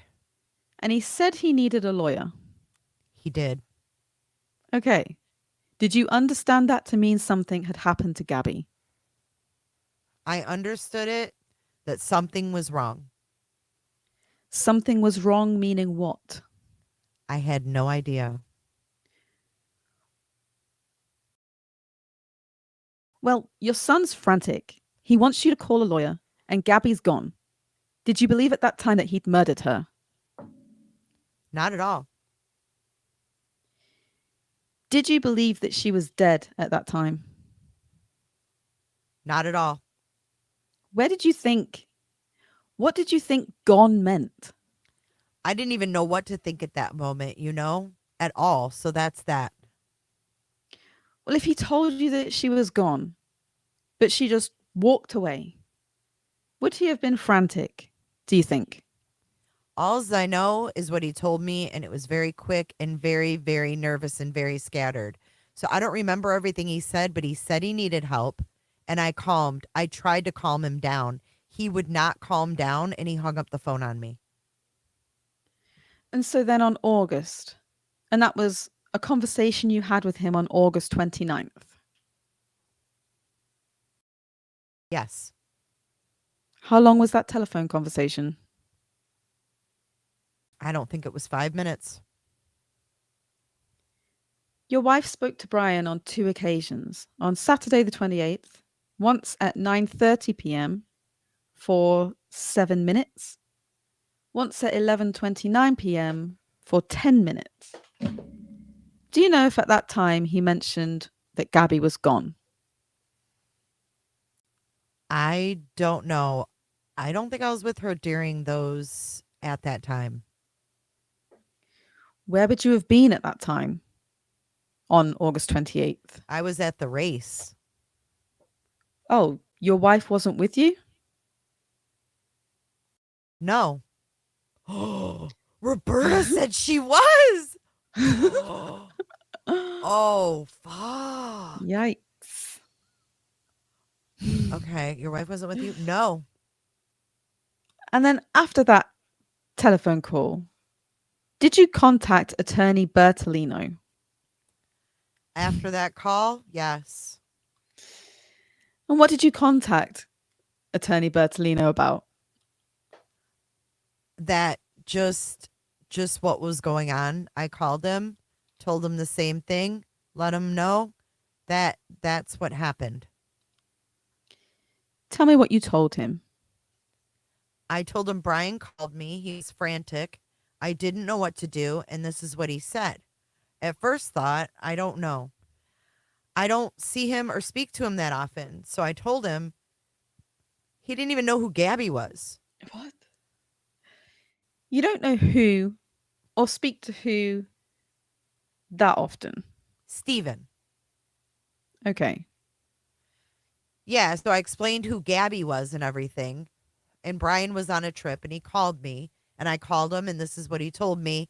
That's it. So that's what I told him. Did you tell attorney Bertolino that you were concerned that Gabby was dead? After the conversation of how frantic he was, and, it was something I thought we had to consider. Okay. Wow. So on August 29th of 2021, your son told you that Gabby was gone and you had a belief that she may be dead, correct? I didn't know. But you had a belief that she might be dead, correct? I didn't believe that, no. You didn't? I'll tell you, the only reason they didn't believe it is because their little son, they couldn't believe he did. Yeah. Mm-hmm. Uh-huh. So what else? Oh, sorry. So what else would gone mean? That your son was so frantic? What else? What other possible interpretation could there have been of that? I don't know. I had no idea, but I can guess a million things for you. Well, did you guess one of them was that she just walked away? Yeah, it's a possibility. And if she just left, but that's What? That's great. But he It's didn't great. say she left, did he? I know that's great. Like, He said she was gone. yeah. You know who else said someone was gone? Candace Wells. She was just gone. Hmm. He said she was gone. And if she just left and walked away, do you think he would have needed an attorney for that? It was a situation of how frantic he was. I had no idea what to think. He asked me to get a lawyer, and I couldn't get any more information from him. Okay. And I did what he asked. He didn't say she walked away, right? No. Not that I know of. I don't remember, but I don't think he did. He didn't say she was kidnapped by anyone, did he? No. No. What did Attorney Bertolino say to you? Well, he said, well, then we did discuss that, maybe something seriously happened, and, we would act accordingly to keep everything. We don't know. That's it. So, Gabby was someone who'd lived with you, correct? Yes. Someone you said you loved, Yes. and you knew that her parents would have wanted to know if something happened to her, correct? Yes. Okay. Did you consider calling her parents? No. Why? You never even considered calling her parents. I didn't know because I had no reason to. At that very moment to think anything was going on. Gabby took off and did things that you know, she on her own free will. So I had no idea where she was. Well, Brian never called you frantically and hung up on you when she'd taken off and gone off on her own free will, had he? I don't understand that question. What is that question? You said that she'd taken off before of her own free will. Isn't that what you said? Yeah. Okay. And should I call them then? No. But Brian he never called you and was frantic when she did that, did he? Yeah, I don't know. You don't know if he ever called you when she... No. No, look, I know what he said on the phone, and that's how I responded. Okay. But he never called you before in those moments when she just walked off on her own, right? No. Okay. And he never told you on those occasions that she was gone. No. At any time, prior to the time that Gabby's body was located, did you consider calling her parents to let them know what had happened? I was concerned for everybody.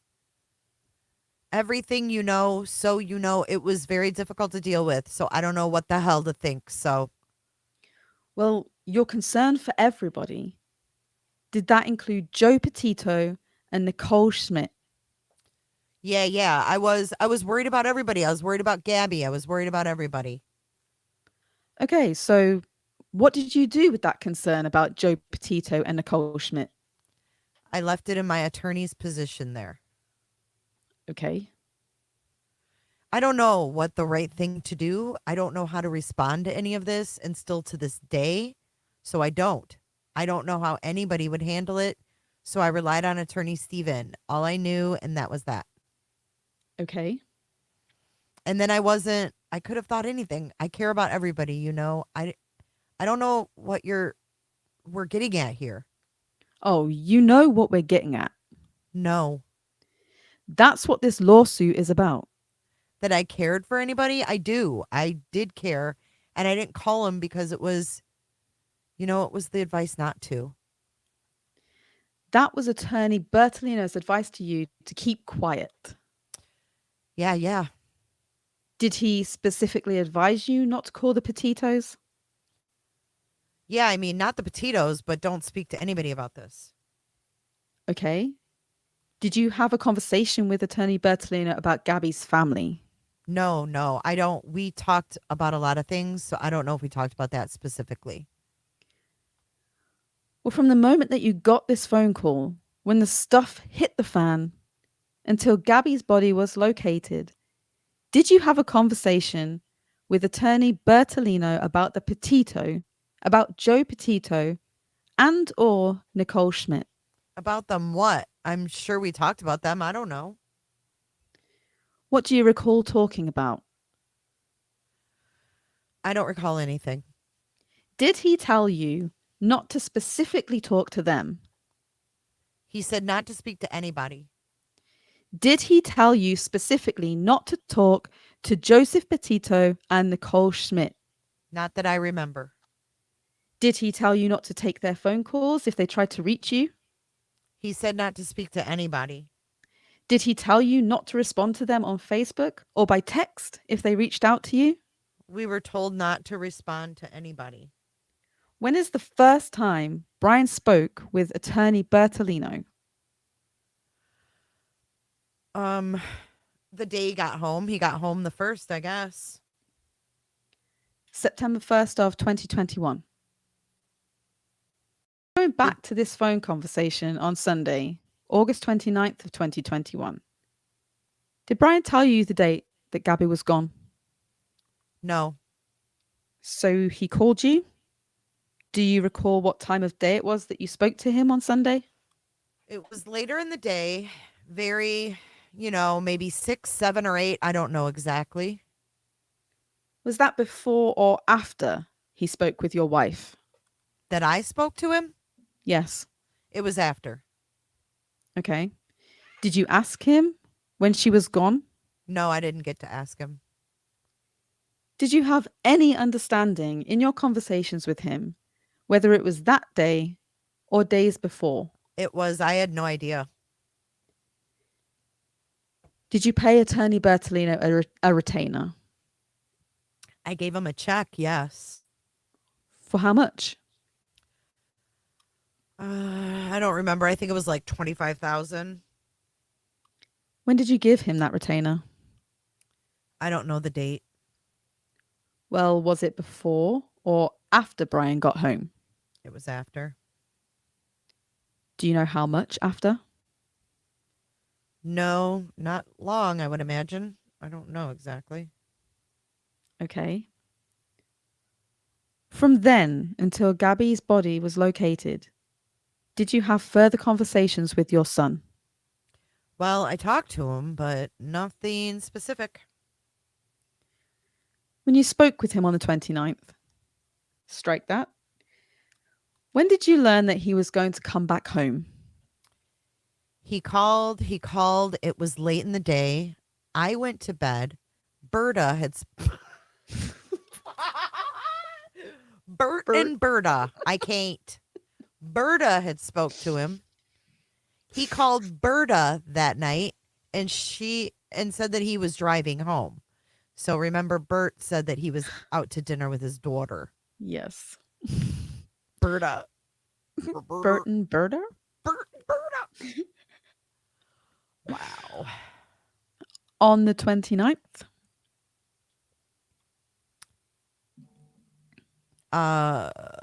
No, on the 28th, I think. On the 28th. It was a Sunday.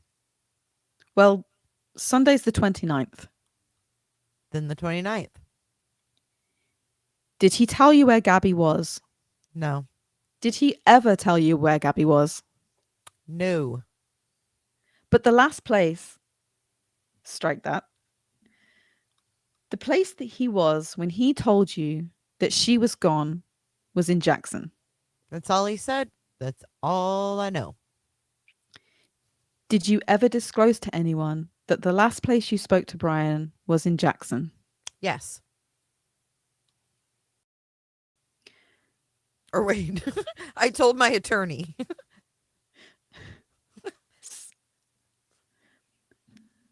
So Brian then returned and came home on the 21st, correct? I don't know the exact.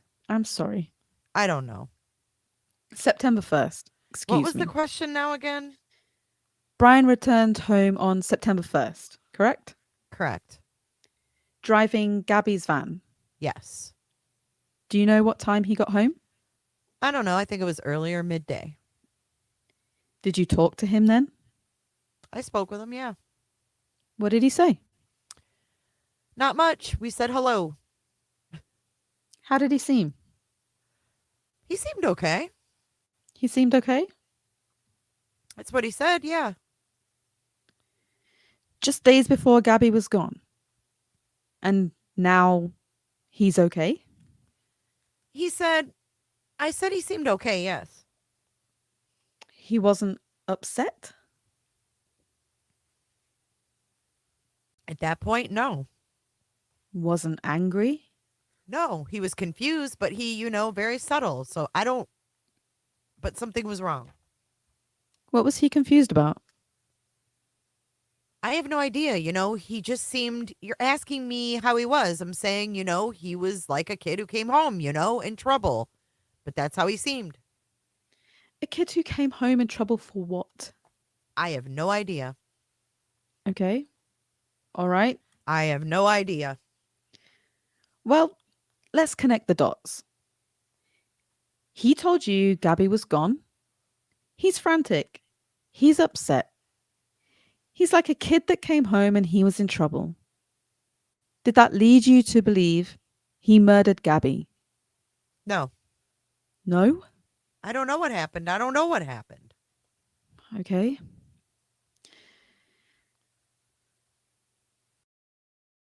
So, I don't know what I could tell you. I don't know what happened. Did you ever ask him what happened? I asked him when I was on the phone and he panicked and freaked out. So I didn't ask. After that, did you ask him? No, Why not? I didn't know what to do. At that point, we were told not to discuss. Steven asked me, don't discuss with Brian. And that's what I did. I didn't discuss. I'm sorry, go ahead. Well, he asked me not to discuss anything with Brian. He didn't want you to talk to your own son about what possibly might have happened out in Wyoming. Yeah, he asked me, don't get into it, Did Brian see any medical care providers or counselors when he came home? No. Were you concerned for Gabby? Yes. What was your concern? Where is she? Where is she? Well, did you have a concern that if he murdered her, she just might be out in the open somewhere? No, because Gabby came and went. Gabby did what Gabby wanted to do. So I don't know. Okay. I don't know. But your son returned home after a frantic phone call in her van. Yeah, So you didn't have a concern about her. I did. Okay. I said, I was worried. Maybe I don't know what happened. So I'm speculating. I won't speculate anything. Did you? All I know is, I was waiting for Brian to tell me something. Did you have a concern that her lifeless body might be out in the woods somewhere, unprotected? Of course, I wondered about Gabby. So, well, I don't know where she was. I didn't know what to do. So, at that point, I was following the advice and I'm not speaking of Gabby to Brian. What was inside the van when Brian returned home? I don't know. I didn't see. Did you help him empty the van? No, Do you know if Roberta helped him empty the van? I don't think she did. Did he empty the van? He brought stuff in, yes. And actually, I didn't see, or pay attention to it. You told me earlier that there was a bed or a mattress in the van, correct? I didn't tell you that. Well, you told me that he put something in there to sleep in, didn't you? Oh, yeah. He built the van to sleep in. Yeah. Okay. Was there a mattress in the van when he came home? I have no idea. Did you assist your son in removing anything from the van to avoid police seeing it? No. At any time, did Joseph Petito reach out to you after August 28th of 2021? I don't know. Did Nicole Schmidt reach out to you? I don't know. Did you consider how the Petitos might be feeling, not knowing where their daughter was? I'm a considerate person. Of course I was. It was not a pleasant thing for anybody, I'm sure. Well, you know you could have made an anonymous phone call to report something, right? I have no idea. That's not my place. I'm taking advice from an attorney and we're just doing what he advised. Did you feel any obligation at all as a parent to contact the Petito family? Anybody's going to think that way, but I didn't, He felt You no didn't? obligation. Wow. Yeah, nothing. Nothing. You didn't feel that way? No, I didn't do it. I should have done it maybe, but I didn't. And then that's that. But what you do? Well, Or your what do you son do? went your son went missing at some point, Yeah. correct? Yeah. And you know how awful that feeling was, right? Of course. So you know what they were going through. Joe Petito and Nicole Schmidt. Not really, because I have no idea really what happened. Well, what do you mean you don't know? Their daughter was missing. I don't know what happened. She was missing. Yes, she was missing, but I don't know what happened. I don't know. Gabby could have left. Gabby did anything. Like I said, you said that. I didn't say that. Well, you were concerned about your own son missing, weren't you? Of course. And distressed about that. Of course. So you can imagine they felt the same way, right? Of course. What do you want? What do you want me to tell you? Do you want me to tell them something? Do you want me to tell them that something I'm not sure of? I want you to tell me you knew their pain and you did nothing about it. Well, I didn't. I didn't know what to do about it. I wasn't able to help anybody. When did Brian leave your house? The 13th. Of September? After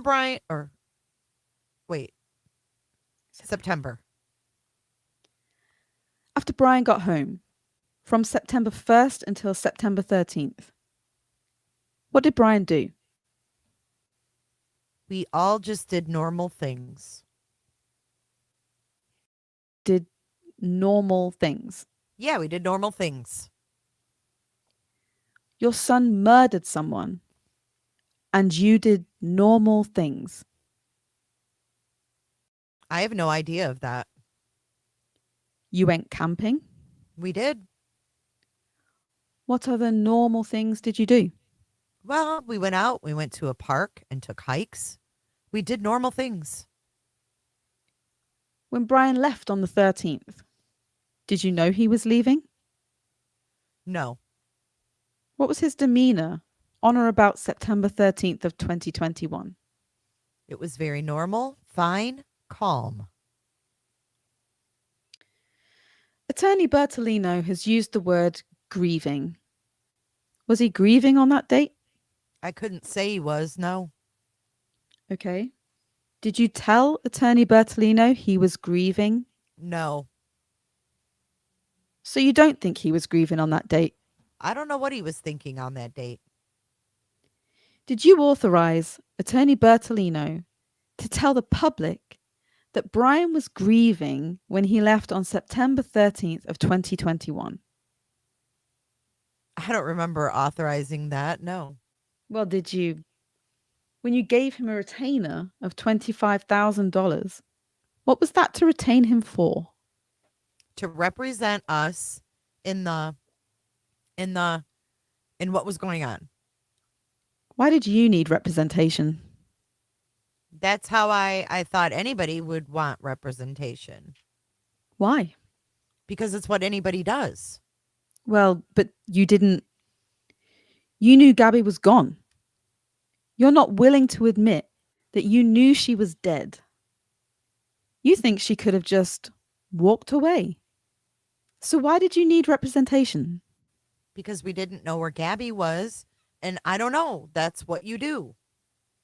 What does that have to do with you not knowing where Gabby was? I I don't know. Did you ever try to get Brian out of the state? No. Did you ever transfer money or move money around to try to get him out of the state? No. Was attorney Bertolino hired as your spokesperson? No. Not that I specifically hired him for that. No. He was the only one who spoke on your behalf and your wife's behalf and Brian's behalf, right? Yes. Is that something you authorized him to do? Yeah, I didn't actually say I authorized it, but I was fine with it.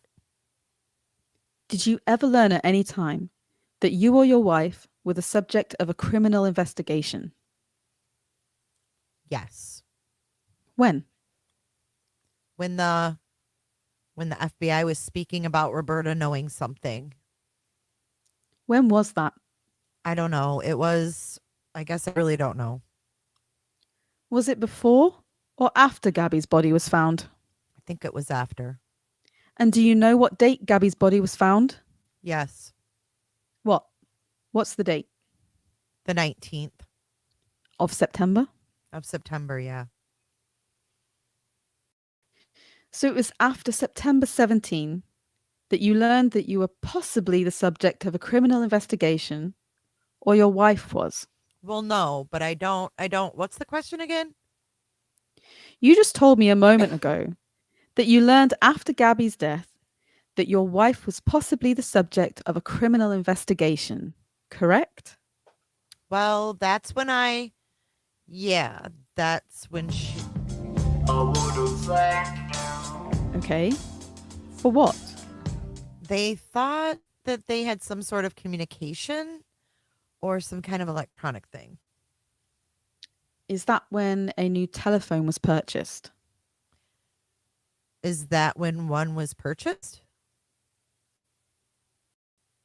Well, you said some kind of communication. Yeah, that's what they said. Do you know what that specifically? We have no idea what they wanted, really. Brian got a new phone when he came home, right? Yes. Why did he get a new phone? I have no idea.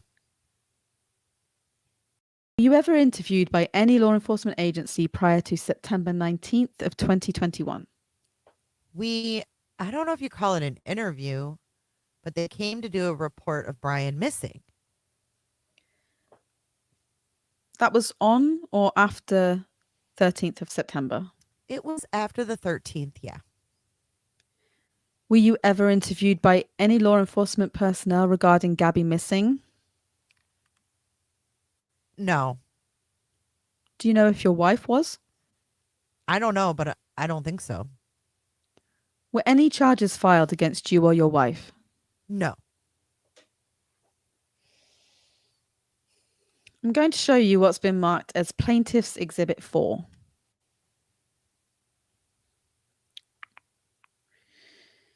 Plaintiff's Exhibit 3. Have you seen that before? Yes. And that's a statement dated September 14th.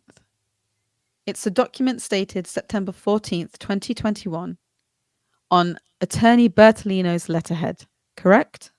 Yes. Did you authorize Mr. Bertolino to release this statement? Yes. Were you aware that this statement was going to be issued before it was issued? Yes. Had you been provided with a copy of it before it was issued? I have read this before it was issued. Okay. So was this statement that was issued by Attorney Bertolino on your behalf Yes. and your wife's behalf? Yes. I know she makes a perfect lawyer, doesn't she, Leo? I agree. Perfect. Thank you, globalism, by the way.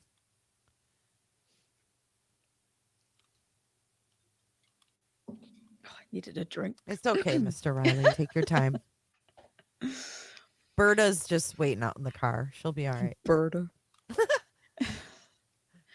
First line says, after it says, statement from counsel for the Laundrie family. This is understandably an extremely difficult time for both the Petito and the Laundrie family. What led you to believe it was a difficult time for the Petito family at that point? Well, everything that occurred, Meaning what? meaning everything. Meaning Gabby was missing and no one knew where she was? Yeah. Okay. How was it a difficult time for the Laundrie family? We were worried about everything just the same. What were you worried about? What occurred? What do you mean, what occurred? Gabby's missing and Brian's missing. So did there come a point between the time Brian disclosed to you that Gabby was gone and the issuance of this statement on September 14th of 2021 that you thought maybe she didn't just walk away? It was becoming more of a thought, I guess. Yeah. Is it fair to say that by this point in time, you knew she was dead?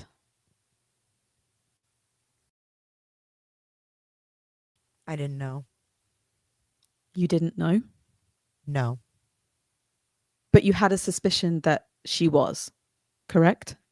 Unfortunately, it was a thought. Yeah. It goes on to state, it is our understanding that a search has been organized for Miss Petito in or near Grand Teton National Park in Wyoming.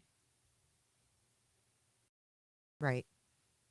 How did that come to be your understanding? That was in the news. It was on the news. I thought so. And is Grand Teton National Park near Jackson, Wyoming, where Brian was when he contacted you? I have no idea. Did you say, hey, maybe you should look in the Jackson area? Maybe not Grand Teton National Park. I didn't say anything to anyone. Then it says, on behalf of the Laundrie family. So he's speaking on behalf of you and your wife, correct? Yes? Yes. It is our hope. So that's his, yours, and your wife's, correct? Yes. That the search for Miss Petito is successful and she is reunited with her family, right? Yeah. Yes. If she was dead, she couldn't be reunited with her family, could she? Reunited is a term for either or, I think. Either or what? Well, deceased or not. But it doesn't say remains. It doesn't say we hope her remains are reunited with her family, does it? Well, or what? Pardon? Well, reunited means reunited. Okay. However, it resolved. What did reunited mean when this statement was issued by your lawyer? What did you, he, and your wife mean by reunited? Well, you're saying me and my wife, but I didn't write it. And I believed it was a good comment to say and a decent thing to say, and that's that. You approved it, correct? I agreed with it, yes. So did you have a concern about the word reunited? I didn't think of that. Okay. Did you think that maybe it might give false hope to the Petito family that Gabby was still alive? I'm not the one. I thought it was a good thing, and that's, I thought it was a good thing to say and a nice thing to say. Did you think it might give Joseph Petito and his wife Nicole Schmidt and her husband false hope that Gabby was still alive? No, I didn't. So your thought was reunited, could be she's still alive. My thought on reunited was reunited. I see it as what the word has the meaning of. And I don't know. I didn't have a problem with it. What? You're asking me if I had a problem with it. I didn't have a problem with it. So what meaning did you think it had when it was issued? Well, I'm not big on words. So my meaning is that they'd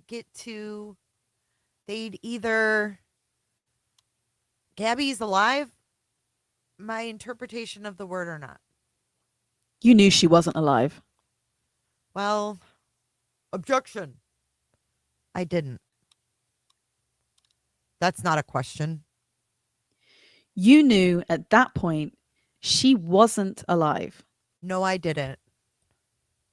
Why was this statement issued? Because there were people battering my house down. Everything was very difficult as far as us, people. It was a very fearful time. So, and it felt like it was a time it demanded from me. How was this statement going to stop people from acting the way they were acting? I have no idea. Let me finish. It seemed that everyone. Let me finish my question. Let him finish his question. How was this statement going to stop people from reacting the way they were in front of your house? Well, I didn't think it would stop them, but I thought it would be an awareness that, that they were calling out. Okay. So that's that. Were you looking for sympathy for yourself and your family? No, I didn't want any sympathy. When you saw that there was a search in Grand Teton National Park, did you check to see if it was anywhere near Jackson? No, I didn't. Did you ever consider the statement might cause harm to the family? No, not at all. Do you think the Petito family on September 14th, 2021 was really concerned about your hope that the search was successful? No, it was my hope and then it would be found. Everything would be resolved. Do you really think they really cared what your thoughts were at that point? I don't know what they thought. What am I supposed to do? Now let's look at Exhibit 4. Have you seen this before? No, God, I don't think I have. Were you aware that that statement was issued, or that this letter was issued by attorney Rick Stafford on behalf of Joseph Petito and Nicole Schmidt on September 15th of 2021? I was aware of it now, I think. I know I saw something on the news about this statement. Okay. Did attorney Bertolino provide you with a copy of this letter? I'm not sure. Did you or attorney Bertolino on your behalf respond to this letter? I'm not sure, but I think we may have. How do you think you responded? I don't know if we responded actually, so. Do you think you saw this back on September 15th? I think I saw it on the news. You saw it on the news? Yeah. Okay. So you're aware that the family was reaching out to you and your wife, Yes. and you chose to say nothing. We didn't know what to say to them. We had nothing to say. We didn't have information for them. You what? We didn't have information for them. Well, you knew she was gone. I know. In your son's words. And that's all the information that was known. And you knew that your son was upset and frantic when he called you and when he told you she was gone, correct? Yeah, but that's that. You could have told them what you knew at that time, right? We didn't know very much, and I thought everything that they would have known was known. I believed so. Okay, let me show you what's been marked as Exhibit 5. Did you know on the 19th of September that Attorney Bertolino, on behalf of you and your wife, was going to issue a text message to the press saying that the news about Gabby Petito was heartbreaking? I remember seeing this, yes. Did you approve that? I was aware of it Why was this news heartbreaking? because Gabby was deceased. Was it heartbreaking the day before this email? This text message was issued? It was heartbreaking all along, the whole situation. Let's take another 5-minute break. Whew. Oh, my palms are sweating. I know, it's getting intense. Getting intense. We are almost done, though, Petito. Yes. Yes, Oh, we're one almost done, page. guys. Yes. It got intense and we breezed through that. That went fast. It flew. I think Miss Robin is on the money. She said Chris Laundrie is kind of a doof. You can tell Roberta wears the pants. I think so. Yes, 100%. Yes, I think Brian told her and she told Christopher. Mhm. And then Christopher called Steven. Yep. And they told Steven and Steven said, shut the fuck up. Don't Yep. talk to anyone because they knew he was going to get charged with murder. Mm-hmm. I think I no this, longer think he's alive either. No. I think this deposition kind of proves that they did know. Yes. Because Chris is like, oh, that was the day that the shit hit the fan. Yes. Like, wait a minute. What are you talking about? What do you right? mean? Yeah. Wow. Yeah. And that's the day that they were told to shut up. Don't say anything. Yeah. They knew. I mean, the settlement is making more and more sense. Yep. I think. I mean, they've it's been like told how what they need to know. Yes. And how long are you going to bang their heads against the wall until you Mhm. finally get them to admit it? They're not going to admit it. They're not. Yeah. I mean, but it's all right here. 25 grand. You don't just pony up 25 grand. Absolutely not. If you Because you think think that Gabby someone's walked walked away. away. Exactly. If you think she walked away, it's like, no, dude, before we pony up 25 G's, you're going to find your girlfriend. Yeah. I mean, that's the first thing you do. You'd be like, well, right, we'll let her family know and they can go out and find her. Like, if you really didn't want to go back, let her family know they can go find her. They didn't do that. So it's pretty obvious that they knew what had happened to her. It's infuriating, but I think Like- you're right. I think they got the answers. Yeah, I think they really did. Mm-hmm. And that's all they wanted, wasn't it? Was answers. Yes. And it took all of this to drag it out. And they couldn't even then admit it because then what? Criminal charges may come on Roberta Yep. because Roberta knew. See, Mhm. and that's the key right there. Roberta was told by Brian that Gabby was gone. She knew she was dead and she Mhm. didn't report it to the police. Nope.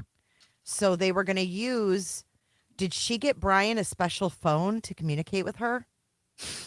What the hell? This lady is up to it to her eyeballs. Was this premeditated? Because let's talk about one thing here. He asked, Mr. Riley, you asked him about a mattress. Mhm. Did they think that Gabby was killed in the van and then dumped? I mean, Where's the mattress? They wanted to Yeah. know, was there, they wanted to confirm there was a mattress and that it wasn't there anymore, that it was so gone. yeah, so if they got rid of it, what did they do with it? Did they get rid of it? Did they ever find it? Did Brian get rid of it? That's before what he I came mean. home? Yeah. Where's the mattress? So maybe they believe that that the whole notebook bullshit was part of his little scheme to go out, his bullshit. Oh, she hurt herself and I put her out of her misery. Like, fuck off. Good. We knew that was bullshit, right? Yes. But we thought maybe he like hit her with a rock out there or whatever. Isn't that what he said he did? Yeah. Like they'd gone over the water and they had like a little campfire and stuff, but I think it's really possible that he did it in the van and then took her out there. Mm-hmm. And maybe, I don't know, did he try It burn a almost, mattress? I mean, what, or is it more sinister than that? Was it premeditated where she went to bed and he did it? Yeah. I just feel like it's so weird that just the order of how this all happened. The Moab incident, I mean, that was escalating, guys. Mm-hmm. And it's so damn ironic because in that body cam, the cop goes, "Yeah, we want to keep you separated tonight because that can make a difference of what happens in the coming days." Yeah, right. What? I mean, Yeah. and in the coming days, she's dead. And then we can't forget about the Piggy Cafe or whatever where they had the argument. Remember? Mm-hmm. Yeah. What was the story with the cafe again? Something about Bill or Yeah, he got mad over the bill or something. Mhm. He was shouting at the waitress and stuff, wasn't he? And then they were outside arguing. Yeah. And I can't remember the date offhand of that incident, but I think it was either that evening or the next day we believe he killed her.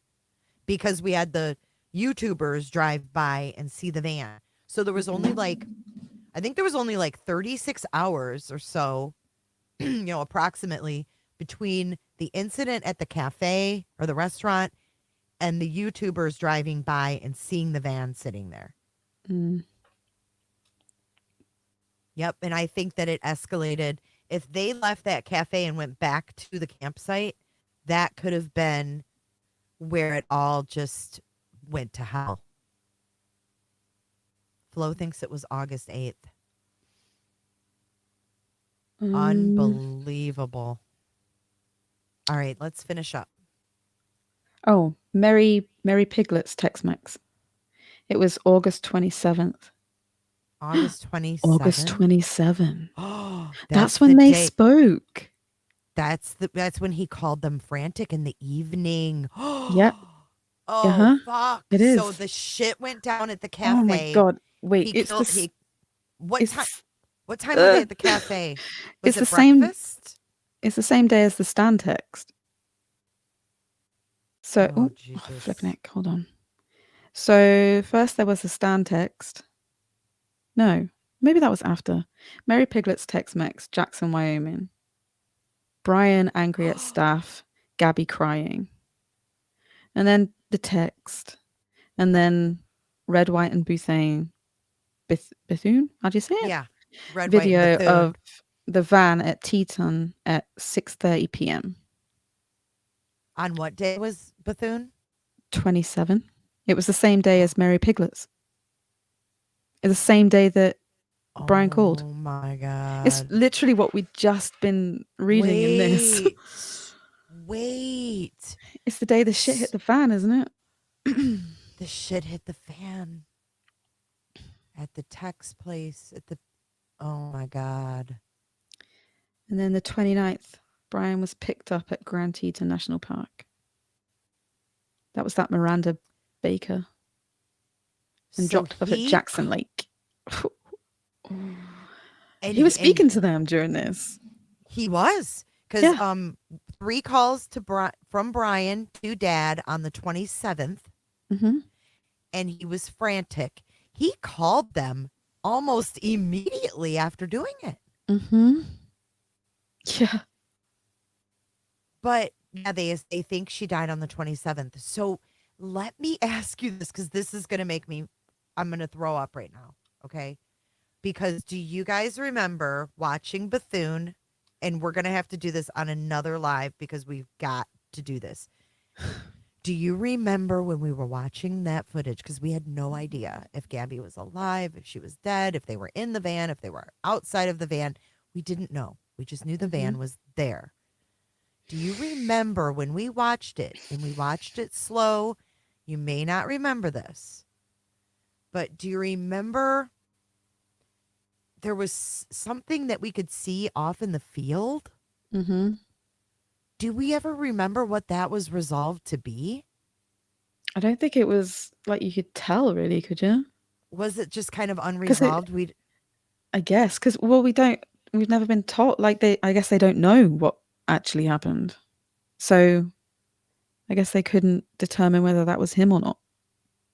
But wasn't the door of the van, didn't it look like it closed as well as they drove past? I just saw Robin saying that, and I remember that now too. That it looks Oh, like did it she? closed. That's what I thought you were going to say. So I was thinking, were they in the van when they drove past? Like, is that when it was He was happening? maybe he was jumping in the van, and then we could see that closing. But had he just left her down there? But if he did it in the van, that could have been That could have been that when it point was in happening. time. Mm-hmm. And he's like, shit, someone's coming. Close the door. Oh, it's so eerie to think about. Oh, I mean, they could have literally been driving by mid-murder. Yeah, they literally could have. And he could have swung that door shut because it was happening. Mm-hmm. Because we don't really know if he jumped in the van. Like the van door could have been open and he heard a car coming, the gravel, and pulled it shut. Yeah, so that no one could see. Yes, Tammy. See, you guys are awesome. See, you guys remember all this stuff. She said, I'm thinking he may have just did that to Gabby and then heard someone coming and ran into the van and shut the door. Remember, there were flip-flops at the Yes. van door. Mm-hmm. And they were Gabby's. Mm-hmm.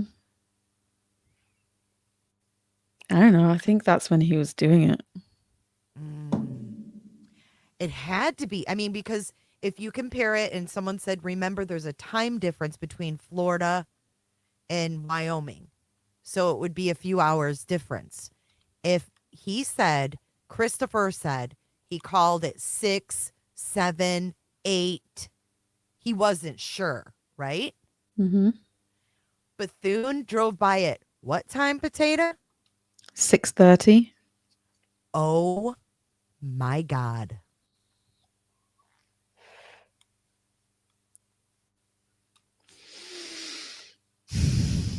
Dude, she could have been dead. Mm-hmm. I hate to say that. I think she was. I think that's why he would have pulled the door shut so that they couldn't see into the back of the van. He was freaking Like out. even if they couldn't tell, like he would know what's happened and be worried that someone's going to find him. And then she ends up dumped not far away from where the van was. It's like he thought, oh my God, there's people around here, going to have to get rid of her. And then he left. Like he couldn't keep her in the van, could he? Because the van had been seen. They knew that Gabby was missing. And there's a mattress. Did Brian have weapons on that trip? Did he have a gun? I think there was something about a gun. I remember there being something about a gun. And do you remember, I don't want to bring up the Lifetime movie because I know it's not like factual, but remember how they reenacted that argument? Yeah. And he stormed off to the van. You know, if you think back, think of, you know, yourself as a young woman at that age, and you're fighting with your boyfriend, and you're in the middle of the Teton or wherever they were. I don't know where they were. I shouldn't say Tetons because I'm not sure. But they're in the middle of nowhere, literally. And he storms off to the van, right? After what just happened in Moab, when he hung her backpack on the back of the van so she'd have her shit. Yeah. Could you imagine the fear of being left out there with nothing? Mm-hmm. So what would you do? You would chase him back to that van because you don't want to get left. Yeah. So I wonder if she chased him back to the van, slipped off her flip-flops because she didn't like to get it dirty in there, got in the van, and that was where it just, that's where it happened. Mm-hmm. I just think the mattress thing is very interesting that they don't seem to know if there was a mattress in there, but they want to know about the mattress. Yeah. What day was the Whole Foods? That's a good question. The what? Whole Foods, when we saw that body cam, or not body cam, but the surveillance footage of them shopping. There Was that the 27th as well?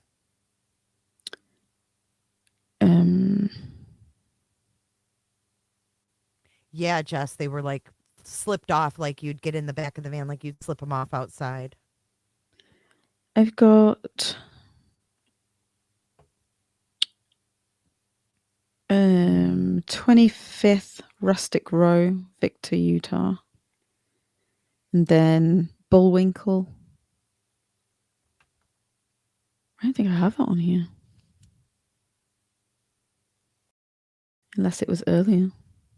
I'm going to see, because it would make sense why they have that exact day if they were looking for footage of, yep, it was the 27th. Wow. Oh, man. So was the 20th, was that before or after the freaking, what time was it, Tammy? Do you know? Because this whole day is what is the day. So It's got the 2 times of the p.m. calls in here as well. 2 p.m. they were at Whole Foods, dude. They went to that cafe. That trip to the Whole Foods was after he acted like an asshole at the cafe. Oh, wait. Mary Piglet's was 3:30. Okay, they went shopping and then went to the cafe. Does anyone know what time the stand text was? Do you guys have the time of the stand text to her mother? No, he called his parents on the 27th, right? Do we need to go back? 27th, I'm getting 28th? confused. Let me remember where we were. 107, I think. Yeah, we had one page left.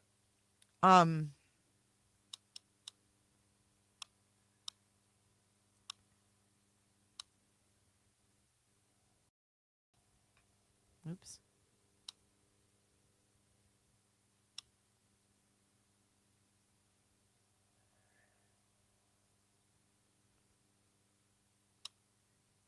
I don't know. I know Tracy V. It's good to see you, Tracy V. Okay, let's keep reading. Maybe they'll put it in chat, hopefully. Okay, I need to get back to the page now. 107. Yeah, 107. The 6, 7, 8 o'clock phone calls were on the 29th. I got that far. Oh, okay. Wait.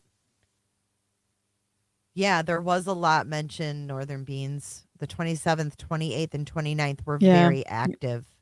Yep. Oh, here we go. Coming in hot, Tammy. Nicole Schmidt, Petito's mother, said she received text messages from her daughter on the 27th and the 30th. So what did the 27th one say?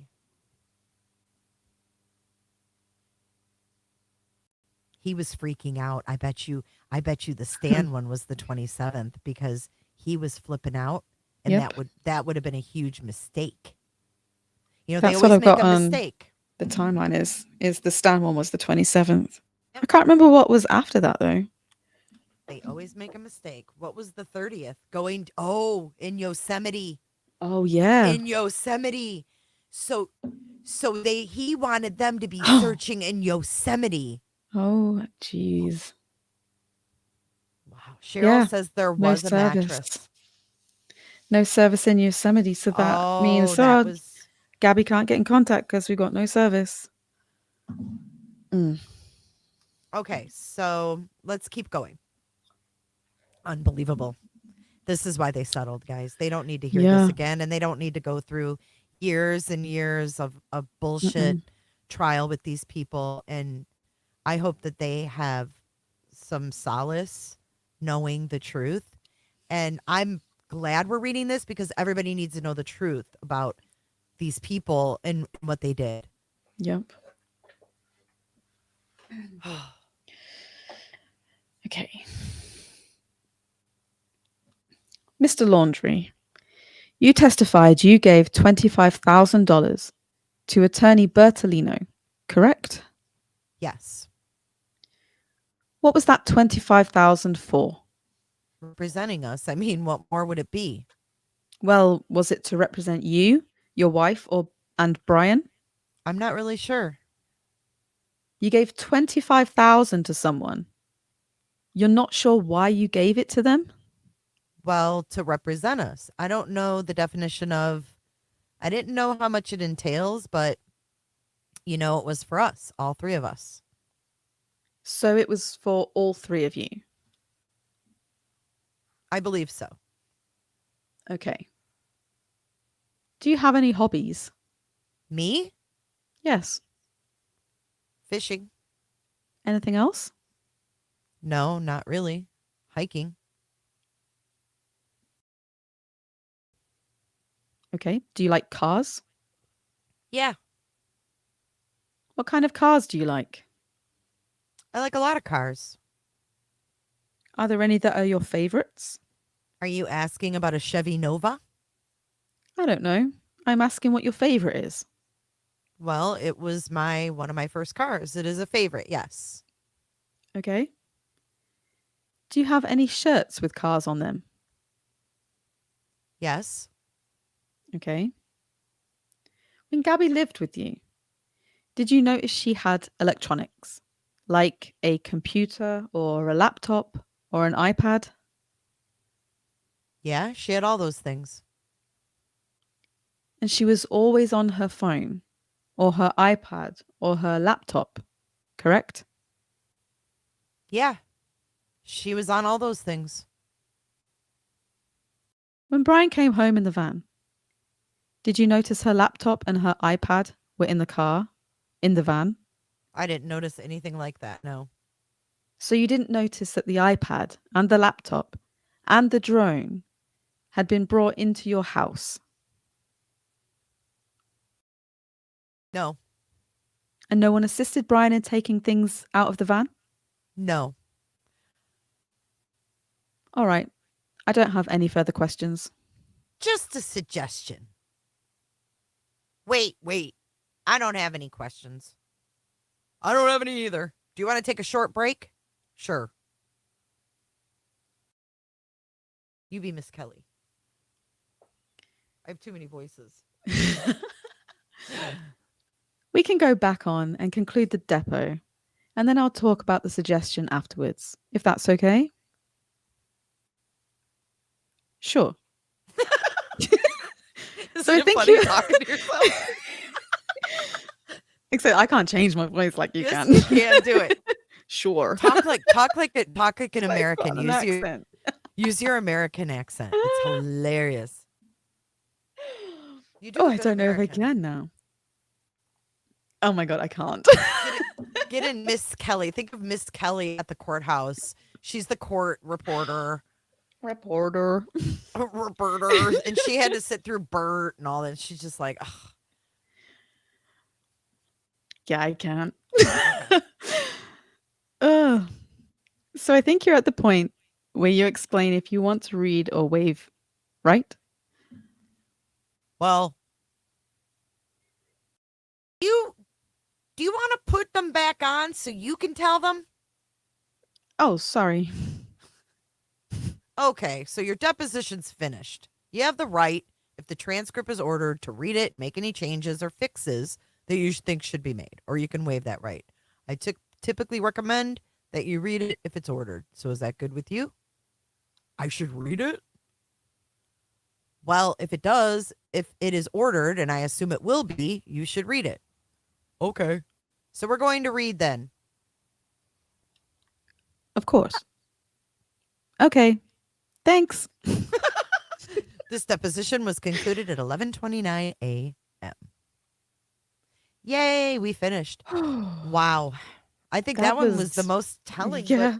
But putting them all together, tells definitely a story. Wow. This one definitely filled in some gaps. Yeah. I still want to read Nicole's though. Yeah. I want to Definitely. hear her side of things and Joe's. I want to hear, because I'm sure they're able to get out what they were going through. I mean, Yep. we saw, but we didn't we didn't see. Mm-hmm. Yeah, I definitely want to know what they said. All right. Well, I'm going to let you get on to bed. I'm going to go eat dinner. I haven't even eaten dinner yet because I didn't think it would be this long. But Me either. thank you for doing it. You did a wonderful job. I really, You're really, welcome. really appreciate it. And Thank thank you you for having me on everyone. again. And thank you everyone in chat. I mean, thank you for helping us piece all those times together because it was a lot. Who's this? Lisa. She says Mary Piglet's fight, then Whole Foods. He is walking with hands in pockets, already knowing what he's going to do. Back to campsite, loses his shit while they pitch the tent. Red, White, and Bethune drives by. Sounds pretty close. I mean, that whole day, I love he was chocolate just being oatmeal. like that. Malt oatmeal, I mean. Sorry. I love cocoa wheats. Sorry. I know you don't know what that is. I have no idea. It's hot cereal. Hot cereal. Yeah. Have you ever Or had like cream porridge. of wheat? I don't really know what porridge is, but probably. Like oats. It's not oatmeal. It's like really fine. Like grainy. Like Sounds nice. do you know the consistency of grits? Yes. Okay, I so have had grits. okay, so it's kind of like the consistency of that. But it doesn't taste like grits. There's cocoa wheats and then there's malto meal, and they're delectable. You add milk and sugar to them. Cream of wheat is amazing too. Jessica's like, I love cream of wheat. Jessica, how's Matt? I saw the picture. Wasn't it cute? It is cute. I love it. Thank you so much, Jess, for going and sitting through that. It's like wheat germ, Mary What is says. wheat germ? I don't know. I thought maybe you'd know. It don't sound good. Wheat germ. Rice pudding is so good. Oh, I love rice pudding. No raisins, though. I'll pass on the raisins. Yeah, just add. Okay, so if you want to try cocoa wheats, just kind of add like some cocoa powder to regular cream of wheat or malto meal. Yeah, no raisins. Blech. I don't like when people put raisins and stuff like Jello salad and like regular salad. What is What? Jello salad? What do you mean? What is Jello salad? Jello salad. What is that? Do you know what Jello is? Like jelly? Gelatin. Yeah. Yeah, we Like call it jelly, but I know what it is. No, not jelly. No, that's what we call it. You call it jello. Oh. We call it jelly. But the brand is Jello. Jello. Do you have that brand? Mm-mm. Oh. No. So they don't make Jello there? You never got Jello pudding pops? No. Oh, wow. We have to school her one time on Jello pudding pops and Bill Cosby. Bill Cosby was the spokesperson for Jello pudding pops. Oh, what's he? Look it up. Look out on YouTube at his commercials.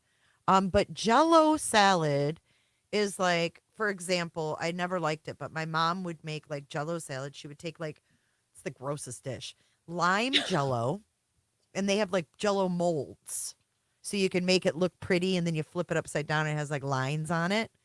So she would take like lime Jello and put weird shit like mandarin oranges in there and like walnuts, and then you set the Jello. And then when it's done, you flip it out of the mold and it's supposed to be pretty. And then you take a spoon and if you're having people over, you take like a spoon. It's like a side, like a dish. So If it's that like makes sense. fruit in Yeah. People put pineapple in there and like. Ugh. Yeah, nah. I mean, I like plain Jello. Like if I'm sick, like strawberry or raspberry Jello is my favorite with some whipped cream. But I can't eat no fruit mixed in. I don't like fruit mixed in with stuff. When it goes from like two different textures like that, I just cannot. No. It makes me cringe. Oh man, Terry. I think I just threw up in my mouth a little. She said her dad ate mayonnaise with Jell-O salad. Yeah, that's Lisa, that's gross. Jell-O shots. I'm with you, Lisa. I could do some Jell-O shots. Yeah, I could do that. Yeah. Straight down. Yes, straight down the gullet. Pudding Pops. Yes, Groovy Nick even says you got to go watch the Pudding Pops commercials with Cosby. It's so creepy. Okay, I will. All right. Well, I'm going to let you go. JELLO. All right. Oh, y'all are hilarious. It's so fun. We're going to have to, you know what? We'll do commercials on Gen X one night. Yes. We'll watch old commercials and we'll laugh at them. Okay. That's a good thing for Gen X channel. Oh, mayo. Oh, one more thing. The only thing good is that Jell-O salad that has marshmallows in it. The mini marshmallows. Now that I can tear that up because it's sweet. But the fruit. Do they not melt though? Do they not go No. mushy? Well, kind of. Yeah, they're mushy. They're not creamy. They're mushy, but love it. Love it. But some homemade whipped cream and some Jell-O that when I did Atkins diet. Yes, I did Atkins diet. I lost 40 pounds. I was miserable as fuck. I was tried crabby that. as hell. I God. I could not last on that diet. I was lasted ready 3 to kill- days and I wanted to die. I couldn't do Oh my it God. anymore. The first 3 days are the worst too. You're like, they call Oh it the my Atkins God. flu and you're literally sick. Yeah, I literally felt like, I was really ill. Yeah, it's I the couldn't do toxins, anything. man. Your body's releasing all those toxins from all those carbs. It really is. I must have had a lot of toxins. Yeah, I was sick as hell. But I'll tell you what, had I lost 40 headaches. pounds and I ate meat with butter and veggies with butter. And my dessert was freaking sugar-free Jell-O and whipped cream. That was my guilty pleasure. And you know what? I bought sugar-free Reese's because I was like, oh, sweet. They have sugar-free Reese's. I can do this. I ate the whole bag. Don't ever. That's Loltatol or Solitol. Woo. It was bad. It was really. I Sit learned. clear out. Yeah, sugar-free chocolate is dangerous. Eat. That's why they say, it could, I think it says on the back of the package, could cause explosions or something like that. And I was like, I'll be fine. It's one way to lose weight anyway. Lose a few pounds. I'll stick with regular sugar like globalism says. Oh. All right. On that explosion note, let's dance it out. I love you guys. Love you, Petito. Love you too. Good night. Bye. Tomorrow I will get an event up for Fry J. We are spinning the wheel of Fry J, so it'll probably be 3:00 tomorrow afternoon. Woo-hoo. All right. All righty. Let's dance it out. Bye, guys. Bye. I don't give a damn. I don't really care about you and your problems. I don't give a damn. You talk way too much. I have heard enough about you and your problems. I don't give a damn. I don't give a damn. Damn, damn. I don't give a damn. Damn, damn. I don't give a damn. Damn, damn. I don't give a damn. You wanna be with me. You wanna feel something real, but I'm feeling differently. You're making plans to get to friends, but don't wanna face the fact that I ain't got time, I ain't got time, I ain't got time for that. Staying up late, sleeping all day, dreaming about Cadillacs. Buying new shoes, hanging by the pool, sipping on Coke and Jack. Calling my phone when you feel alone, but I'll never call you back. 'Cause I ain't got time, I ain't got time, I ain't got time for that. I don't give a damn, I don't really care about you and your problems.